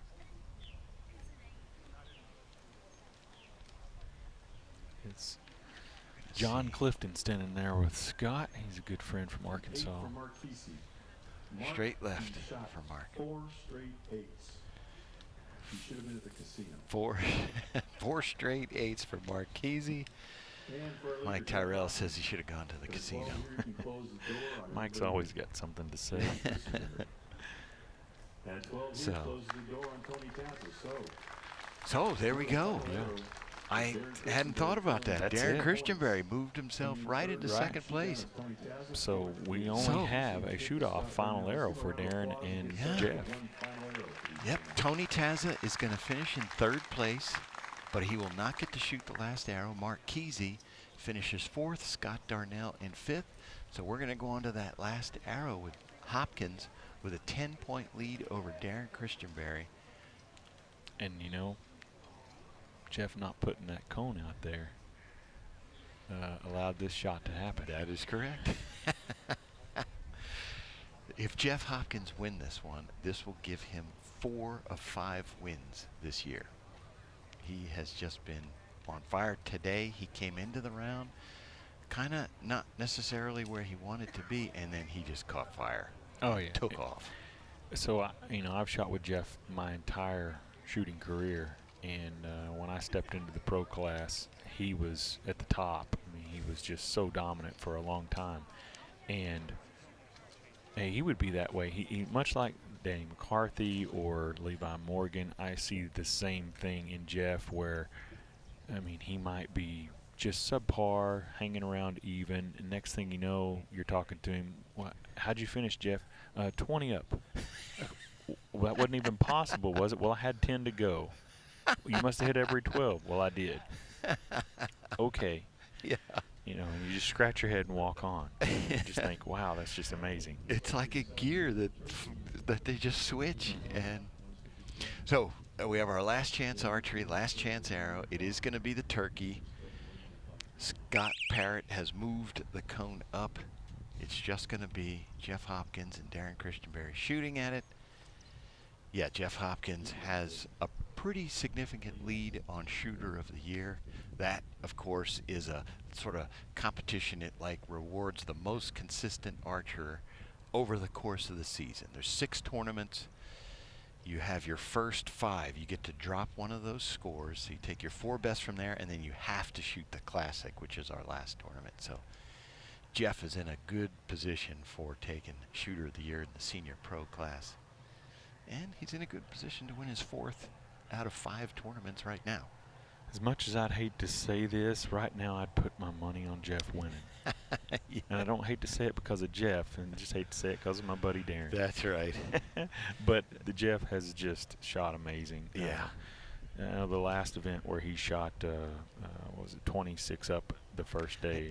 Something it was just crazy. Phenomenal. Yeah. I mean, that was what that was the scores the known pro shooters shot on that course. And so just because he's in his 50s, I mean, he could step back over into the Open Pro class and still be extremely competitive. So here's Darren.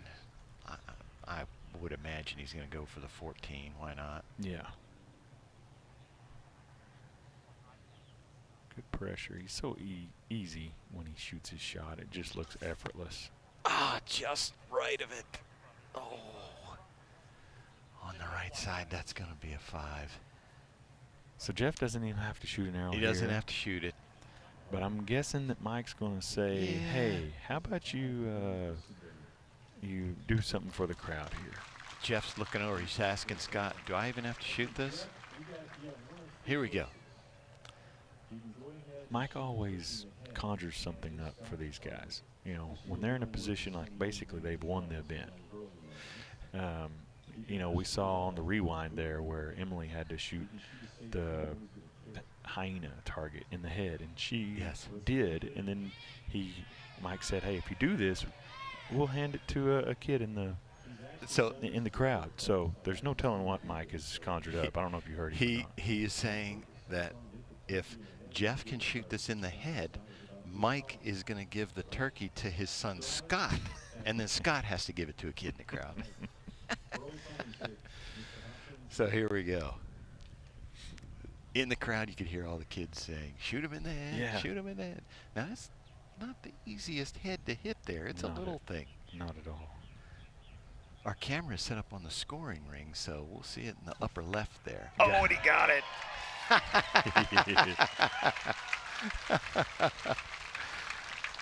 He got it. Congratulations, Jeff Hopkins, on another amazing win. Just incredible how consistent he is.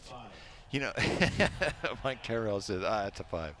But, you know, I always think, Nathan, you know, you'd think one of these times that, you know, one of these guys would stumble, and Jeff Hopkins just doesn't. No, he's just, well, you said it. He's just extremely consistent. I mean, and I like I said, I watched him do it for so many years. It doesn't surprise me. It doesn't shock me, just because I know how good he is. So he's going to come over and get our headset on there. And Jeff Hopkins, you can hear me in there now. Jeff, 4 out of 5. Last time he said 3 out of 4 ain't bad. 4 out of 5 ain't bad. Yeah, this is pretty cool. I mean, these things are hard to win, and you know, truly blessed when you're able to put it all together and judge well and shoot well and have awesome equipment. And just I'm kind of mesmerized to win 4 out of 5, and let's see if we can make it 5 out of 6. So what's happening here at the Hopkins household? I mean, what's the daily practice routine? Is this going out every day, checking on the corn, seeing how tall it is, and then Yeah, you know, checking the beans or. I think the older I've gotten, we've taken on more and more projects with the farming, and that's given a break on the archery a little bit, and that's actually a good thing for me, I think. And Scott's coming along, and we have a lot of great practice days together, and a lot of fun. And archery's fun. It's always been fun for me, but I'm having a lot more fun shooting with him and practicing with him. And I got 2 grandkids that started shooting. Rosie and Ricky are home. Hi, Rosie and Ricky, and just it's really cool. Well, one thing I got to say before I leave you here, I've shot with you a long time, and of all the years we've shot together, I think maybe 4 or 5 times I've actually seen your legs. You pulled the shorts out, so yeah, it's hot enough, right? I got some beat up legs. Lucky to still have my left leg. I was going to say, you're lucky to have that one. Yep. So that's right. All right, Jeff, congratulations. Mathews Pro-Am champ, 4 out of 5 this season. Yeah, thanks, everybody. Congrats, bud. Folks, don't go anywhere. We will be right back with our Open Pro class here at Fort Massac.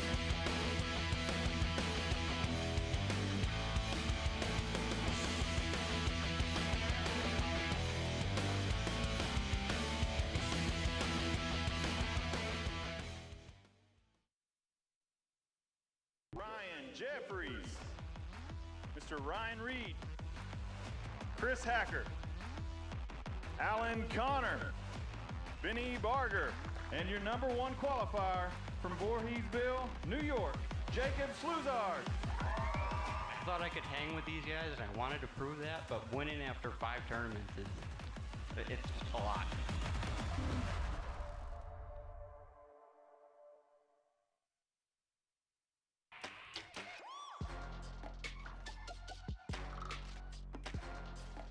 What a shot. He got it.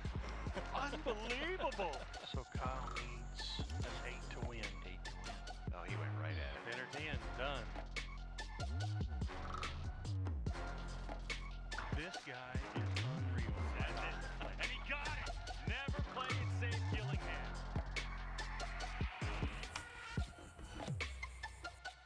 Bow hunter Vinny LaSelva explains why he shops at LancasterArchery.com. I'm a patient man in the woods, but when it comes to shopping online, not so much. That's why I choose Lancaster Archery Supply. They make it easy to order all my archery gear, with thousands of the newest and finest products right at your fingertips, ready to ship to your front door. Here's your order, Vinny. Or tree stand. Hey, depending on where you're hanging out, you might even get it before you get home. For all your archery needs, shop LancasterArchery.com.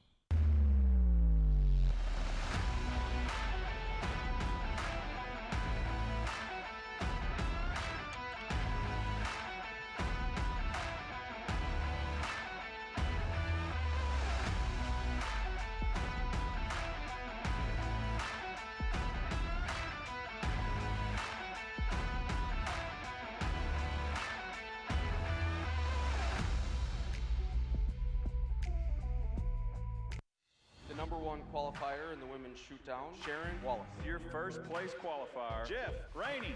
Your #1 qualifier, Miss Cara Kelly, Mr. Levi Morgan. That's Mr. McCarthy.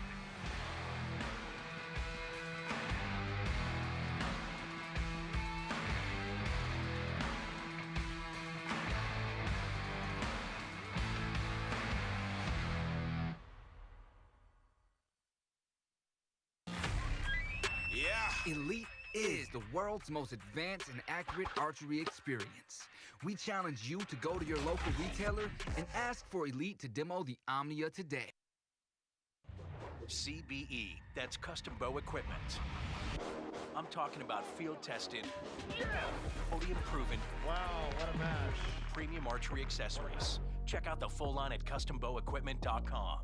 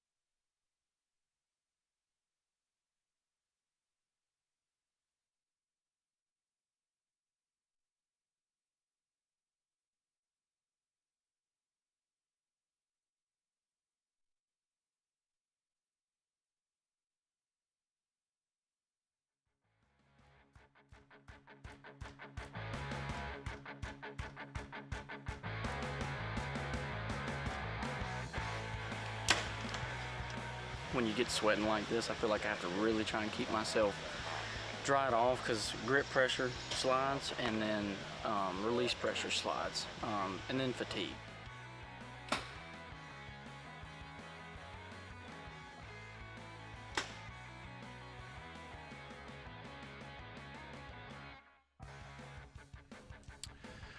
All right, welcome back, everybody, to the Mathews Pro-Am here at Fort Massac State Park in Metropolis, Illinois. Nathan Brooks, Open Pro is our next division. There's the leaderboard. Tell us what we're looking at. Very tight from top to bottom. Joe Goza sitting on top here at 428. Levi Morgan close on his heels at 426. Sam Smith, 425, just 1 point behind Levi. Danny Evans, 1 point behind Sam at 424, and Chris Hammond rounding out the top 5 at 422. So this is going to be a good race top to bottom. 6 points top to bottom, Nathan, but let's go back and see how Open Pro ended up in London, Kentucky.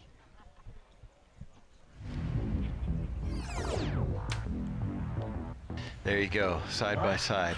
Dan McCarthy on the left, Levi Morgan on the right. They know what they're dealing with the other guy, and they're going to do all they can to get ahead of each other. Hunting for his first ASA win of 2023, Dan McCarthy led the Open Pro class wire to wire out on the Powerline ranges. He went into the shootdown with a 7-point lead over second place qualifier Levi Morgan. Levi has podiumed 13 times. He's won it 9 times. But that's a dangerous archer to have in your rearview mirror. Usually rock solid in the finals, McCarthy kept the ship sailing into the wind And he got it. and went into the 6th and final arrow 10 points ahead of Chris Hacker, who had worked into second.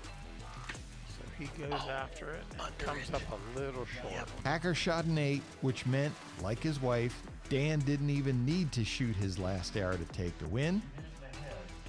Mike Tyrell is making the offer. But Mike Tyrell offered him the same deal as his wife, saying if Dan hit the Wolverine in the head, he could give the Coyote target to a lucky kid. He did both and collected his first win of 2023 and his third at London since 2016. You know, shooting good. Took some time off. Honestly, just did some fishing and enjoying some stuff, and glad I did. Felt good. Just clear the mind. Kind of start over. I don't know. I'm so confused how I won this tournament. Well, yeah, just great crazy round, thankful for great. it.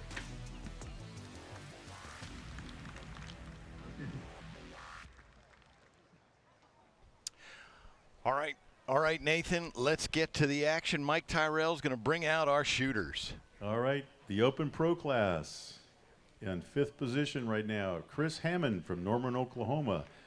Chris shoots for Mathews, Hamsky, Gold Tip, Tack Vanes, Truebell Excel, and Bomar Archery. Next up on target 4, Danny Evans from Monticello, Illinois. Shoots for Mathews, Easton, Trueball, Excel, B Stinger Stabilizers, Hamsky Archery, Solutions, and Bonning. Sam Smith.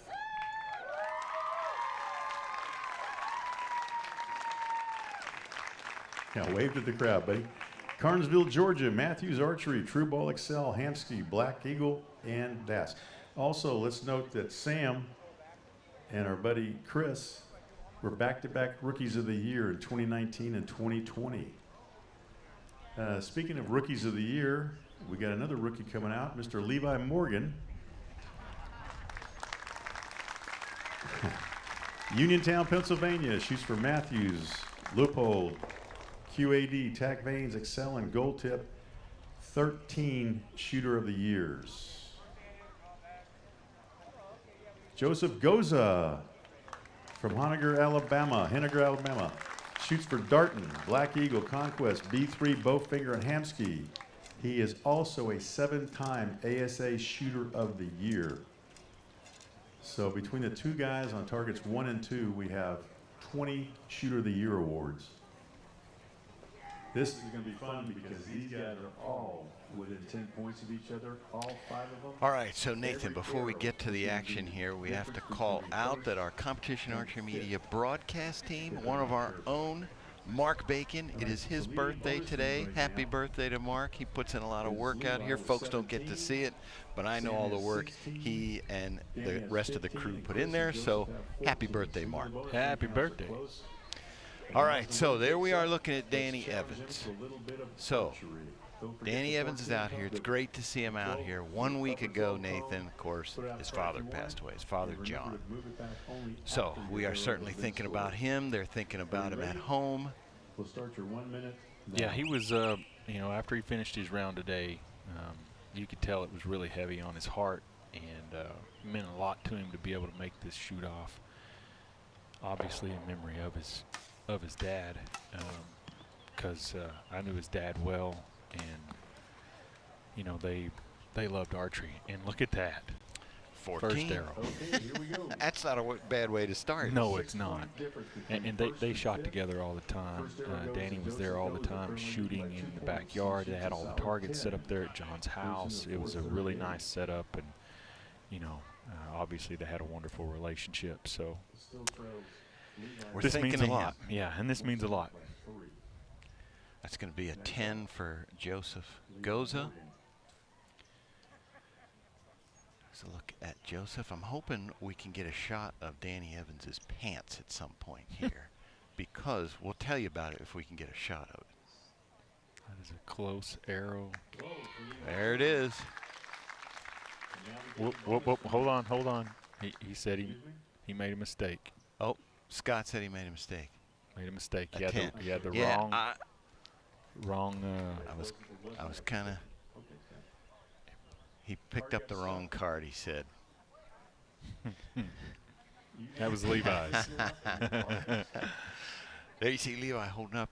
Last tournament we saw him shooting a V3X, which is a typical hunting bow. Now he's got the Mathews Phase 4, which is another hunting bow. He can make anything work. Right. He's so talented. I'd never want to discredit the amount of work and time and effort that the guys put in, but he is a natural-born, God-given talent archer, top to bottom. It's hunter, impressive all of to it. see. Here's Danny. Yeah. There, you can see right above Danny's hand. See that blue stuff?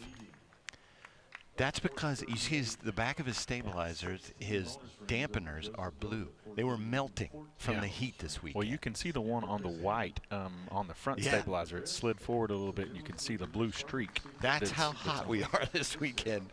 118-degree heat index. It's melting stabilizer parts. Ridiculous. And if you're not out in it and you're not shooting in it, you have no real understanding of the sultriness of this. I've been in Tucson before, where it's 120 degrees, and they say it's a dry heat, but it still feels like a blow dryer. That's really hot too, by the way. But it is a different kind of heat. But it's kind of miserable. You just sit here and sweat, and the wind that we were dealing with earlier gone. Right. Yeah. So there's Chris Hammond. Yeah, he's from Norman, Oklahoma. Yep. And Chris has been shooting pro since 2019, I believe. Is that right? Yep. And he was Rookie of the Year that year. Yep. And Chris ain't too far from me. We're about 3 hours apart. Yeah, I think he might have caught that that's one. a good-looking arrow. It's really close. I shot with him today, and he shot really good, really strong all day.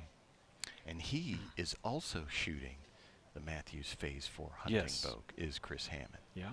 So a lot of these guys are shooting these bows. I would love to get into the reason why at some point in time, but we don't have enough time in this broadcast, and people probably don't want to hear it either. But there's a whole lot going on with these bows and the design today as opposed to what we've seen in the past. What you would typically call a target bow. He does take a 12 there, does Chris Hammond, and next up is Joe Goza. He takes it 12. With authority, Nathan. Inside out. So Joe and I are the same age. You see how he pulled those glasses out to set his sight, and he quickly put them right back into his, hanging them on his shirt. That's where me and Joe's at. We're not far from that senior class. So that's a 8 for Levi Morgan there. Moves him to 444. That was the longest target. Yeah, that's the long one. He does have 16 bonus rings on the day. This is Sam Smith who got the big cheer there. Ooh, yeah. That is a 12. He is. Sam shot. I shot with Sam yesterday, and he had one mistake on his round. He shot a 5. Well, actually, he shot an 8 too. But man, he shot good. Came back today. Oh yeah. Well, and he came back yesterday. He hit several 12s in a row, and it's like he never hit those. Hit the 8 or the 5. So 40 targets is what this tournament consists of. Yep. So one arrow doesn't put you out of it.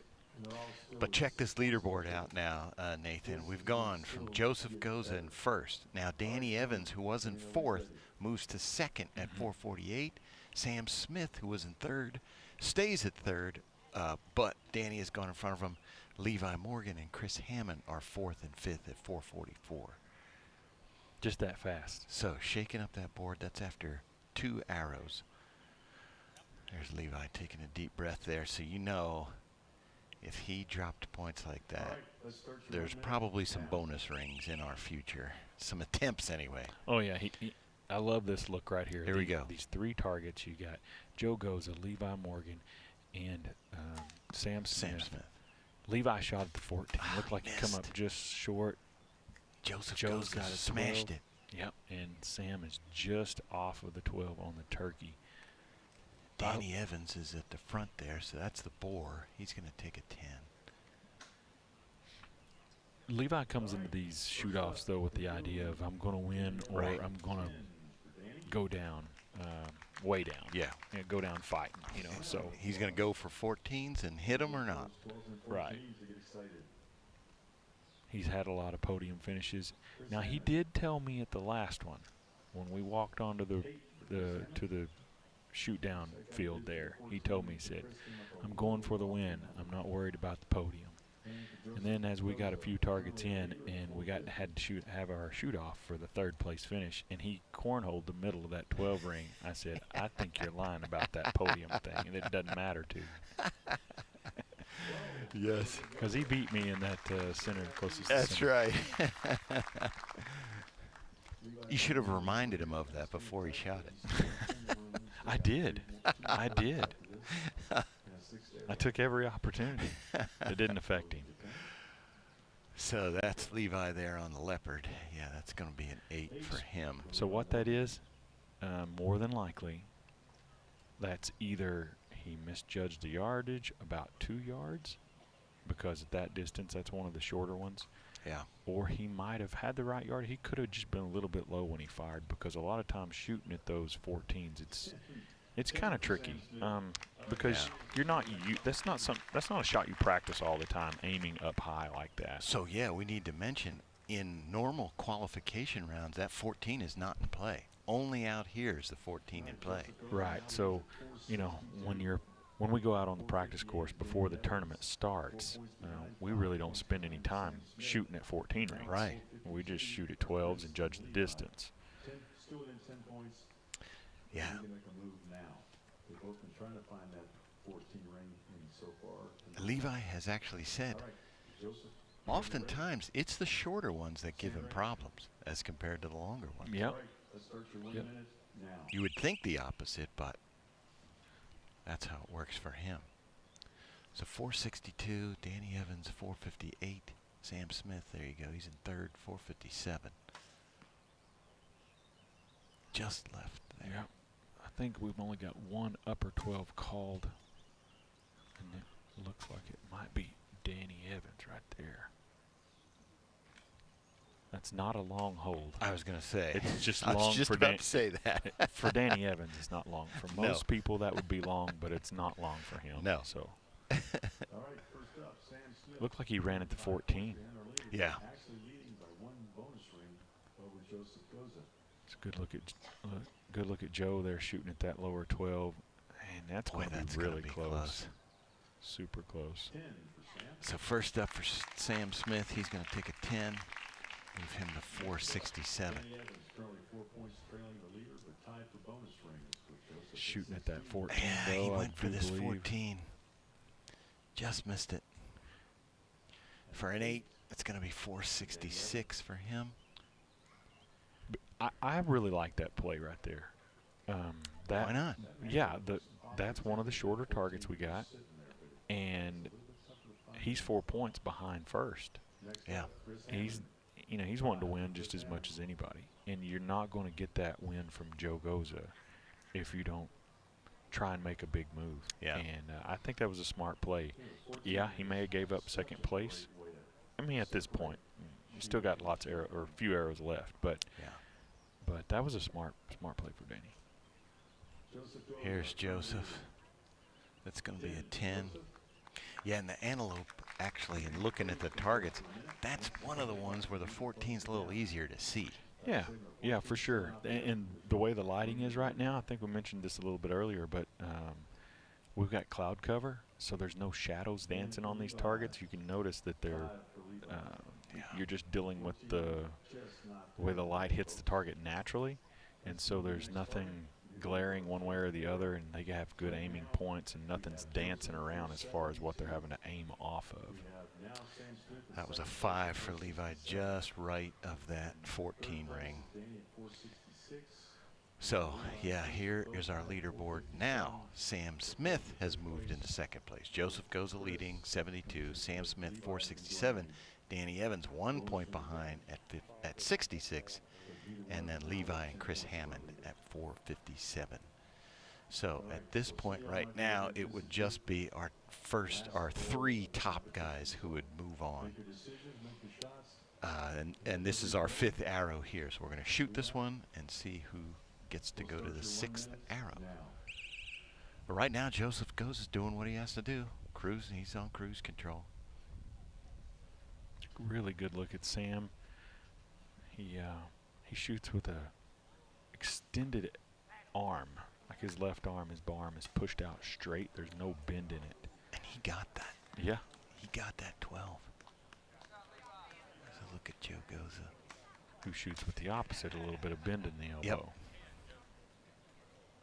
Just left, but still safe. Oh, he yes. He doesn't need to do anything. I bet this goes at the 14 area. You know it yep. does. And look at that. Here we go. All right. There it is. Not just a 14, Nathan, but yes, dead center 14. Yeah. Well, this shoot down didn't go the way he would like for it to have went, but yeah, he's done it a lot of times. Yes, he has. So here we go. 12 for Sam Smith. So you hear the crowd cheering for Sam there, and Sam's out here and he's playing cool and collected. Sam is one of the most excitable people. He loves this game, and if you see him out on the range, he'll tell you how much he loves it. Oh yeah, yeah. He and I shot together on the first day. There was 3 of us in our group instead of 4 like every other group, and we sailed through the range the way they had us positioned, and we were done with basically. A lot of other groups still had 5 targets left to shoot. Yeah. And he said, I don't know that I've ever shot this fast through a range. And he was just, yeah, he's so much fun. Loves to be out here shooting. Loves it. His family always comes with him.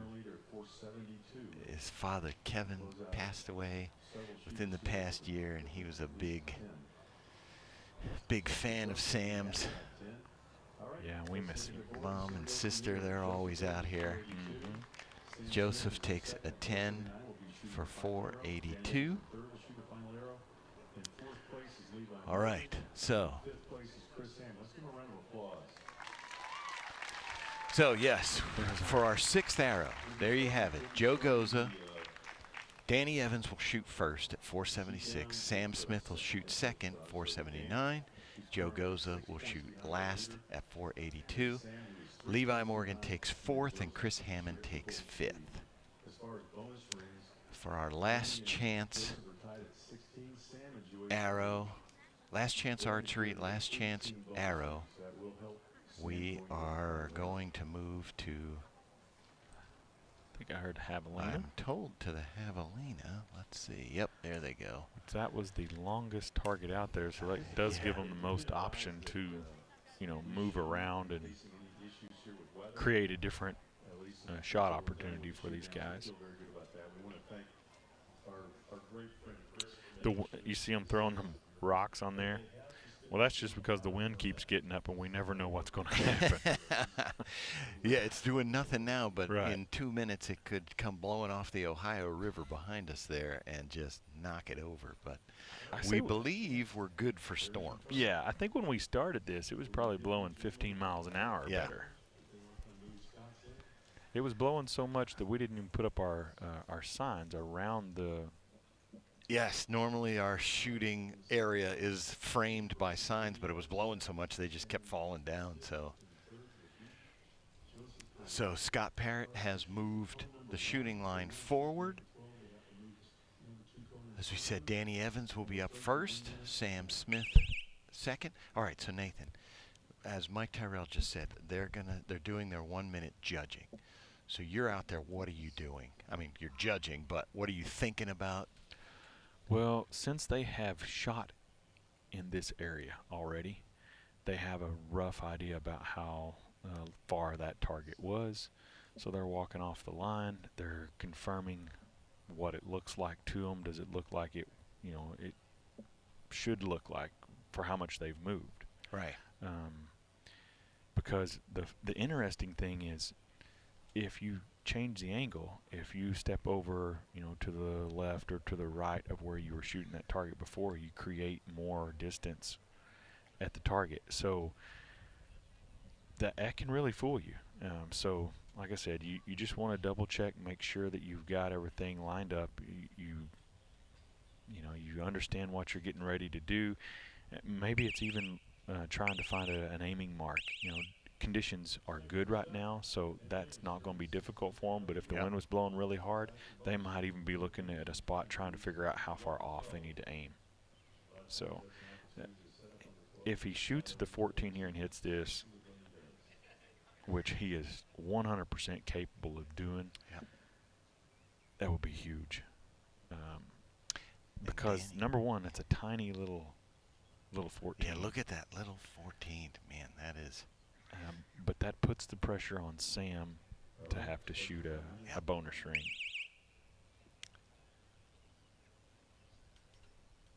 Yeah, as you mentioned, I won't be surprised if there's what seems like a long hold here from Danny Evans. He's very deliberate. Got a little tug on that umbrella. See that flag blowing there a little bit? He went at it. Ow. Just. He stayed 8. Just low. Yeah. Just low and left. Yep. Definitely a good round for Danny Evans. That's going to give him an 8 and move him to 484.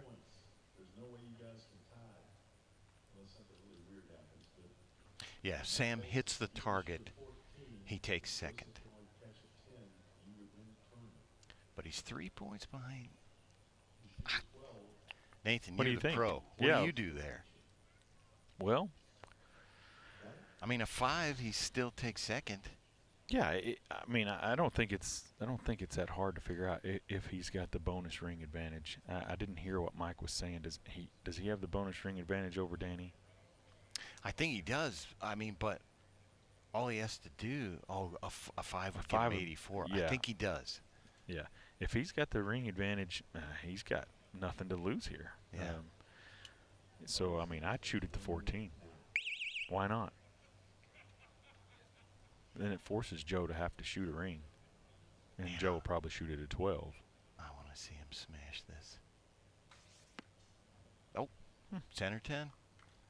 Hey, so that's his best finish. We should finish with that as well. Second place is Sam Smith's best finish in the pro class. So he probably just wanted to say, hey, I'll take second place. Yeah, and if the heartbeat is, you know, quite a bit above normal right now, he may be just evaluating that himself and saying, I don't know that I would hold good enough to hit that one up there. Because I've heard plenty of our guys, you know, say those sorts of things after after they shot, hey, I wasn't holding good enough to make that shot, so I just shot 10. Right. Because sometimes it doesn't make sense, the play that they do, until you talk to them. Goza needs just an 8 here to take the win. So I'm guessing center 10. 10 it is. 10 it is. Not center. He made that a little And he got scary. Joseph Goza. But there's Joseph Goza.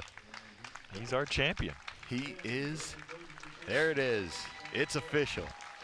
So I know Joseph Goza, within the past 2 years, he was in this position, came in first, and he just lost it on the last hour to Dan McCarthy, his umbrella holder. And I know how painful that was. So I am sure Joseph is thrilled beyond belief with this win here. No doubt. Joseph, he probably has more podium finishes than anyone else. If you're looking at how many times someone has finished on the podium versus their win percentage. Right. He's not won a whole lot. Yeah. But he has finished on the podium so many times. Well, he is going to pick up our headset here, and I believe now he can hear us. Joseph Goza, Mathews Pro-Am champ. How does that feel? Awesome. It's been a while. I think it was here last time I won. Yeah. How many years ago, Joseph? 5 probably. 5 probably. Yeah. So walk us through it. I can see the emotion. How you feeling right now? Awesome. I don't know. I was going to be a little braver and shoot a couple 14s, but when I got to the Leopard, I didn't really need it. I didn't feel like, so I tried the 12, but I hit a 10. So I don't know. I've shot good all weekend. The bow was holding great, seeing good numbers, and it's just all came together this weekend. I never shot an 8. So Joe, I know what you're feeling so well because we work so hard at this, and we give it all we got. And to get the win, dude, it's all right to feel emotional and be happy about it. Tears of joys are always a good thing, dude. I'm so proud of you, so happy for you. Thank you, Nate. It means a lot. Congratulations, Joseph Goza, our Mathews Pro-Am champ. Folks, don't go anywhere. We'll be right back here at Fort Massac with our known pro class.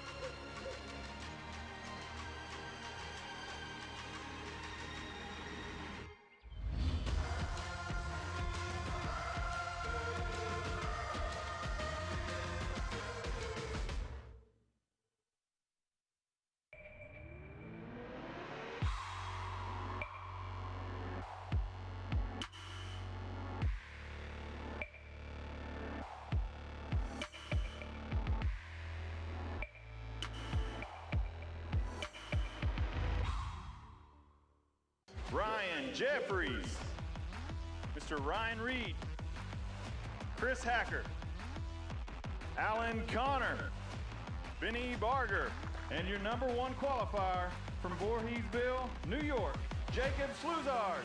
I thought I could hang with these guys, and I wanted to prove that, but winning after 5 tournaments it's a lot.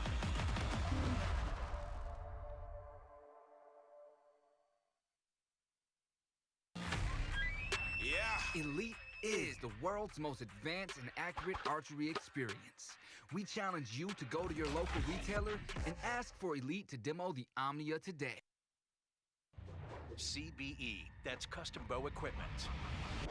I'm talking about field tested, podium proven. Wow, what a match. Premium archery accessories. Check out the full line at custombowequipment.com.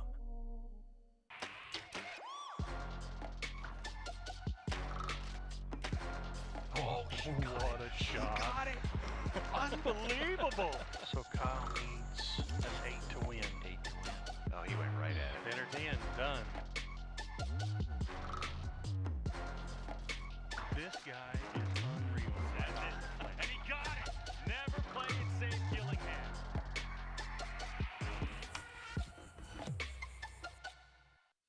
The number 1 qualifier in the women's shootdown, Sharon Wallace. Your first place qualifier, Jeff Rainey. Your number 1 qualifier, Miss Cara Kelly, Mr. Levi Morgan. That's Mr. McCarthy.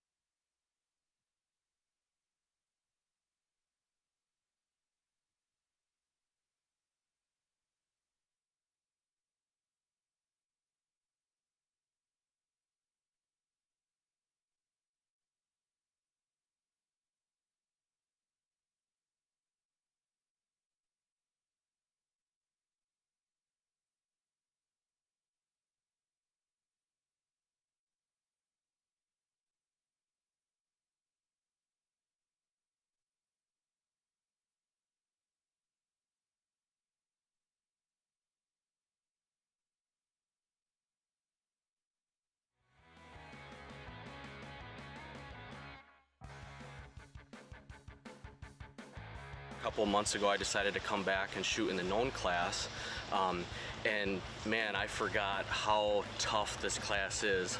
It's not just knowing how far it is and shooting at the 12. There's still a game to be had.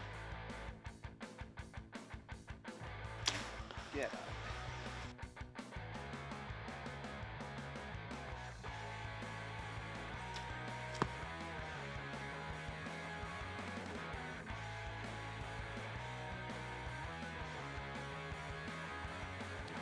All right, welcome back everyone to Fort Massac State Park here, Metropolis, Illinois for the Mathews Pro-Am. Nathan Brooks, there's our leaderboard for known pro. Monster scores. Ridiculous scores, actually, but they did it. And so now they got to deal with the fact that James Lutz, or Jimmy, is at 466 on top. Brent Platt, who shot an amazing round today, hitting 19 bonus rings out of 20. For a total of 464, who is in second, and Justin Hanna in third at 460, which he also shot 34 up today. Jeff Rainey at 458, and Kyle Douglas at 456. So those two guys at fourth and fifth, they're killers. They're going to go for it. And so I totally expect this to be quite a show of bonus rings. All right, Nathan. Well, before we get into the action, let's go back to London, Kentucky and see how known pro finished up there.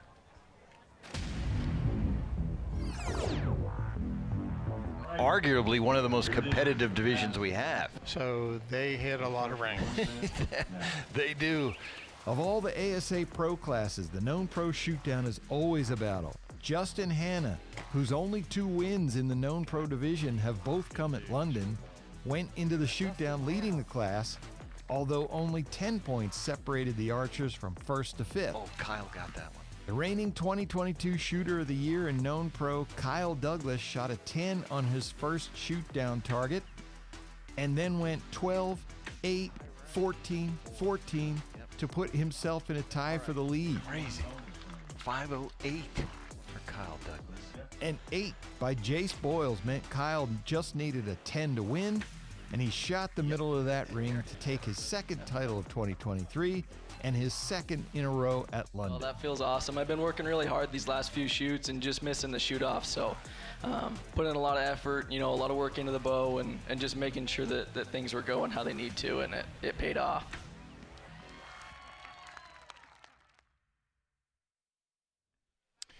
All right, Nathan, let's get to the action. Mike Tyrell is going to bring out our known pro archers. All right. The final match of the evening is the known pro class. Our first shooter on target 5 is Kyle Douglas from Liberty, Utah. He shoots for Bowtech, Gold Tip, Hamski, Shrewd, Q2I, and e-bikes. Who is that? The e-bike. Okay. And on stake 4, Jeff Rainey with Mathews, Victory Archery, True Ball Excel, Tack Vanes, Shrewd Archery, and Downrange Optics. On target 3, Justin Hanna from Asheville, North Carolina. Justin shoots for Elite, Easton, Scott, CBE, Shrewd, and Sig Sauer. Brent Platt, Cranberry Turnpike, Pennsylvania. Shoots for Mathews, True Ball, Gold Tip, Downrange Optics, and AAE. And James Lutz. James is from Montello, Wisconsin. He changed to a new bow with Mathews on Thursday. And he shot a 466 with a brand new bow he's had for 3 days. Shoots for Black Eagle Conquest, Shibuya, Gas, and Tack Vanes. And folks, all right, yeah, Nathan, so we just heard there, Jimmy Lutz has had this bow less than a week, and we should mention, previously, our record 2-day score in known pro was 460. That was a record held by Jimmy Lutz. He came out here and shot a 466 this weekend with a bow he's had less than a week. Well, I mean, what can we say? Honeymoon phase, right? Well, and there's Justin Hanna shot 460. That's previously the best score ever shot. And Brent Platt, 464. Yeah. 19 of 20 bonus rings today. Yeah, that is a record for the one-day round. Yeah, it's insane what these guys are doing. The scores that are being put up, week in, week out, they just get higher and higher and more consistently higher. Right. It's not like, just a one-off score every once in a while. No, it's every weekend these scores are happening. So there's Justin Hanna on the left with a 12. Jeff Rainey in the middle with a 14. Kyle Douglas on the right with a 14. Yep, and I told you, the two guys there at the bottom, Jeff and Kyle, they're killers, and I would hate to be in the position, although it would be nice, but I would hate to be in the position with them behind me because I know that they're coming hard, and they're going to be charging to the top. There's a 10 for Jimmy Lutz, 476. Now we're going to go to Brent Platt. Oh, and he called the upper. Yep, that's going to be a 12. 12 for Brent Platt. So that's 20 rings for him today out of 21 targets. Oh, man. And it ties him with Jimmy Lutz. Next up, Justin Hanna, currently at 460. Looks like a 12, but it's hard to see. Yeah, that's hard to. It looked. See, from the other angle, it looked. Oh yeah. But now this angle, it's like, I don't know. You got to get down there and look hard. Oh yeah, yeah. That's in there. Okay. 472, Justin Hanna. But Jeff Rainey just smoked 14. Jeff Rainey did. There it is.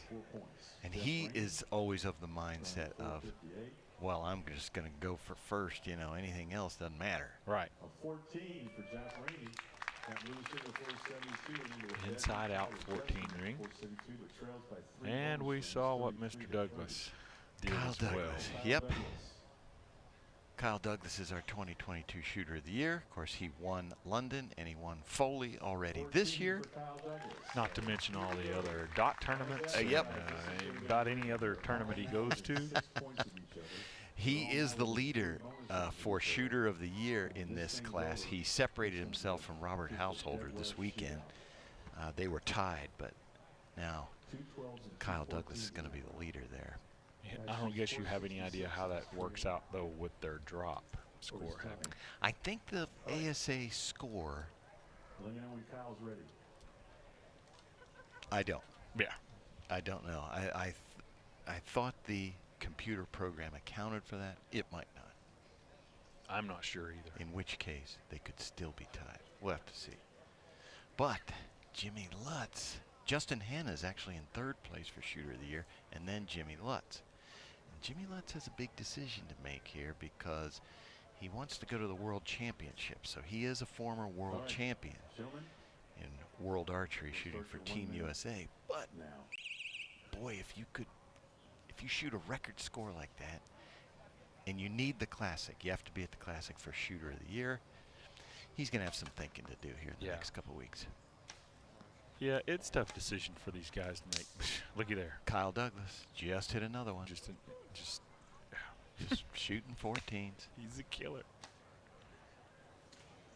Oh, Brent Platt missed. It's his first arrow outside of the 10 ring all weekend. Yeah. Well, actually, I don't know that. Today. But today it is. Yes. He's looking for more. That's another 14. All right, there goes Kyle. Moves to 484 for Kyle Douglas. Probably does or doesn't help that Tim Gillingham's there just saying, shoot to 14. Shoot to 14. Well, yeah, shoot to 14. You know what he's telling. Just go for the win. Just go for the win. Jimmy Lutz. Oh, I think he got that one. And he got it. There he goes. 490. So, and we know Brent Platt shot an 8, so that's a big gap. Yeah. Jimmy just gained back. And I know he wants to win one real bad, his first shoot down. This is his first year, full season, shooting pro class ASA. And he came in with that record score in Foley, and he ended up not winning that tournament. So I know he wants a win. Yeah, for sure. He's been super close so many times, and it's just hard to get a win.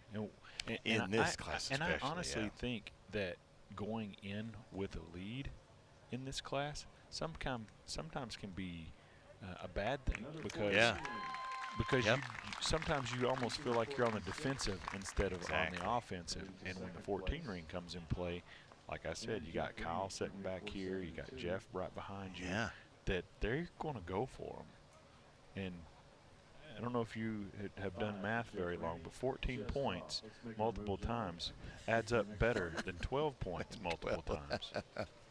Thank you for that explanation, Nathan, because I have done math, but I'm not very good at it. Yeah, well, if it's above 20, I've got, once I get past all my appendages, I can't do it. So Jeff Rainey took a 5 on that one. That one hurt. But Justin Hanna has now moved into second place with Brent Platt and Kyle Douglas at 484. Jeff Rainey 477. So I'm going to guess Kyle Douglas shoots at another 14. So we can give our target distances now. That first target, the boar, is 43 yards. Second target is 35 yards, and that is the antelope. Third target is the javelina at 49, leopard 33, turkey 45. So that's the boar there. That's 43 yards. Kyle. The antelope is 35 yards. Boy, he should have gotten that looked that like one. he got it, but I can't tell from that angle. Ooh. Jimmy, oh no. Just had a. Okay, first up. Oh, that's going to hurt. Jeff Rainey, currently at 477, looking to get back in. That's an 8 There's for Jeff. Kyle, from behind looking at that shot. Next up, Kyle Douglas. Super stable. I think he told me he had 32 ounces on the front of that stabilizer bar and 28. No, maybe. Oh, he got it. Oh, yeah, 14. 3 in a row for Kyle Douglas. 14, 14, 14. Straight 14 rings. That is a 498. Which, I mean, he's doing what he has to do. Which currently puts him tied with Jimmy for the lead. Yes, he is right now. After this target. Kyle is now tied at 498, 34 bonus rings. Depending on what Mr. Platt does. Jimmy. Yeah, so Kyle will have more bonus rings, believe it or not. I believe, no, that can't be. So Brent Platt now here 14 for Brent has a Platt. 14. Puts him at 498, So that puts. 34 bonus rings. We're going to have a three-way tie here, Yep. Nathan Brooks. We are. 498 and 34 bonus rings. And if Well, Justin takes we a started 12 off with a here, 10-point difference from top to bottom, and from bottom and top right now, that 10 points was made up. 12 for Justin Hannah. We got four Oh, guys at guess what? 498. Yeah. Now we got a four-way tie. Yeah, why not? One bonus ring, the other three have 34 bonus rings. That's a one Well, bonus ring and that's what's so great about this class, that Has advertised coming in, it doesn't matter. You know, there you see Kyle Douglas came in 5th place. Now he's in a four-way tie for first. We can break It's the fun tie to at watch. first and second by bonus rings, It's but fun if to they're watch tied for because score there's and bonus always rings, we'll go to close there's to always a center change. 12 tiebreaker. That scoreboard is ridiculous. All right. But now, Everybody settled in? Jimmy Lutz is coming to the Justin ready? Leopard, which is the shortest target at 33 yards.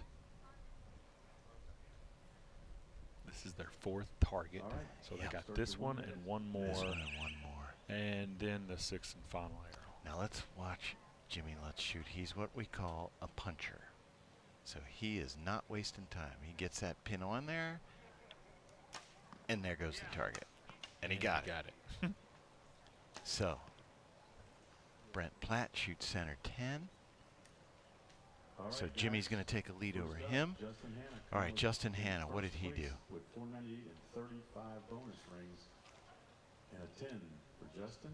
A 10. Leaves a little room for his There's fellow Brent competitors Platt to come over join his him shoulder. or move ahead. We So, got three guys at 498, Justin Hannah is going to move to 34. 508. One of them is gonna Ooh. make a- This is Jeff Rainey. hopefully make That's going to be a That's gonna be a 14. 14. So Jeff Rainey needs It's going to move him to 499. 499. points at Justin. Now, Kyle Douglas, what did he do What here? happens with Kyle? 3 14s in a row, Nathan. We're all tied again. The longest target. 34. For Kyle Good Douglas. play. All right, yep. 10 for Kyle Douglas. That's 49 yards on that javelina. A 10 for him. That's a smart play. Who's in the I mean, you 508? just 508. you give yourself a chance at that 12. Justin Hannah. Yep. You want double-digit score Next to James regardless. Lutz. Here we go. Great weekend. A 14 for There we James go. Lutz. And probably push him back in the first place, depending on what Brett Platt does. So right now Puts he's him at leading 512. in score, and he's tied for first in bonus rings. Now we know Brent hit a Brent center Platt, 10 here. 10 for Brent Platt. Yeah. So now we Okay. got- I So got- now- yeah, okay. I got James at 512 and 35 bonus rings. Jimmy We Lutz, got Brent, 512. Justin, and Kyle at 508. There with you see it. Justin enjoying a one bonus point, bonus ring advantage. So of 35 Jimmy has to 34 marks for on day two. like his Jeff sight. Rainey He is doesn't at actually use a 499 sight tape. with He's one actually barrel using left. the So gentlemen, sight scale. If you're not an archer, you don't know what that means. But that's why he's looking at his phone, because he has all that dialed in there. Right, right, right. Yep. all right, Where a lot of these guys just look at their sight because they have a tape on there that indicates the distance. now. Jimmy doesn't use that. All right, so this is our 5th arrow, but we're going to go to 6. It's going to take 2 arrows to figure this out. Look at his shoulder, his shooting arm shoulder. He collapses it in, almost like locks it in to his body. You know, obviously it works. Smash Look at a that 14. 14. Brent Platt with a upper 12. I believe he did call it. Yep, he did. That's the 43-yard bore. Okay, let's see how we end up So. with the 5th arrow going into the 6th. I love watching these guys, the technical aspects of how each one shoots. 12 for Brent Platt. It's funny to me when we start talking about, you know, when you see the Facebook stuff or social media stuff. Yeah, Proper what's shooting. my form look like, or what's this, or what's that? And there's no right, there's no wrong. It's whatever you do the best over and over and over again. 522 for Justin Hanna, who smokes a 14. This is so fun to watch. I love it. Jeff Rainey, he's just. He was probably shooting at that 14 Yep. and just shot left, but he he's hung gonna a be 10. left. He got the 10. All right, so he's going to go to 509. The only competitor probably not into the final arrow at this point. Now, Kyle, Next up, Kyle we Douglas. know he hit crushed the the 14. 14. Back from a 10-point deficit. Ooh, hear a little rumble back in the We only got one arrow to go here, Yeah. Nathan, so we don't want that thunder to get in the way. And depending what happens with James here. Now, Jimmy, I have not seen Jimmy's arrow yet. I haven't either. 12, and he called up. Okay. Okay. 2 points over Justin and Kyle. There we have it. And is tied in bonus rings. So we'll get updated scores on the screen Yep, in just there a it is. second. Yep, there it is. 524 for Jimmy Lutz, Justin Hanna, and Kyle Douglas, 22. Brent Platt, 520. Jeff Rainey's going to finish in 5th. He's the only one who will not shoot the 6th arrow. Congrats to Jeff Rainey. This was his first shoot down this year. He made a couple last year, had some wins. So he's clawing his way back. Yeah, 58 up on the weekend's pretty good. You know, any other tournament, that's going to be your lead. For sure. Yeah. So he shot his butt off, and there's just some guys who shot a little better. Right. So they moved, looks like the Russian boar for our last chance archery last shot. Yep. Our last chance arrow. It's going to be the boar. And again, they can use rangefinder, so wherever they put them, they're going to click it. And we do have thunder rumbling in the background, Nathan, but we got 1 hour to go. I think we're going to get it in. I think so, too. Without problem. I see ASA President Josh Grine winding his hand saying, let's go, fellas. Let's get the shot off.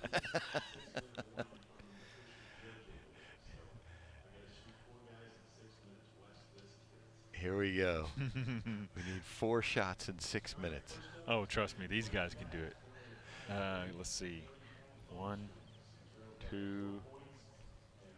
I know 2 of them definitely are command shooters, so they can be done in less than a minute between Absolutely. the 2 of them. Yep. They can get it in. And Jimmy shoots the world archery stuff, so he knows what it's like to shoot on a team where you have to step in and shoot, 3 shooters in just a short amount of time. So he can definitely do it. So the last time we had weather effect in ASA was here 2 years ago, 2 or 3 years ago. And we had to drop the women's pro class because we had a rain delay. So we don't want that to happen. We want to see them finish it right here. Yeah. Brent Platt is up first. I expect to see a 14 ring shot at here. And Got he it. got it. Got it. Puts him at 534. So Justin and Kyle have to have at least a 12 to tie, which I'm not sure about their bonus ring situation, who's got the most. But my guess is neither one of them are laying up and shooting 12s. Right. My guess is they're going to shoot at 14s. But he put the pressure on them because now they have to hit it. Here we go, Kyle. And of course, he's got Gillingham right in his ear. But I imagine Kyle's confidence is sky high right now. Yeah, he's so clutch. And He he's really got that. is. He's got those 2 really good arrow holes. If he can see those.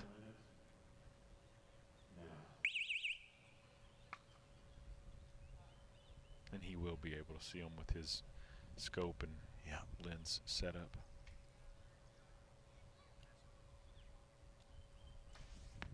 Oh, got it. Got it. So that moves him in front of Brent at 536. Now Justin has no choice but to shoot it at 14.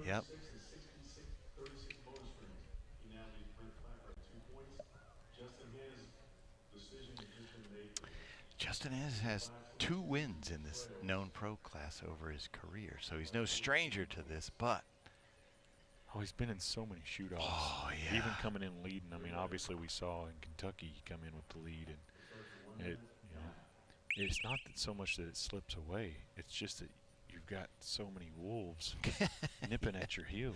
I like that analogy. Got it. Got it. Got it. Great shot.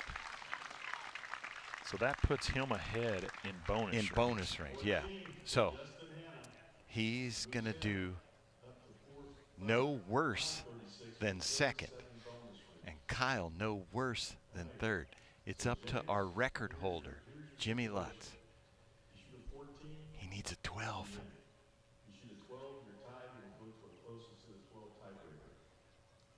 He's shooting at 14. Imagine Why if would- everybody else hit it. Why would you want to take it to another arrow? Yeah. So we've heard from Mike Tyrell. He's tied with Justin Hanna on bonus rings. So the way to win it outright is a 14.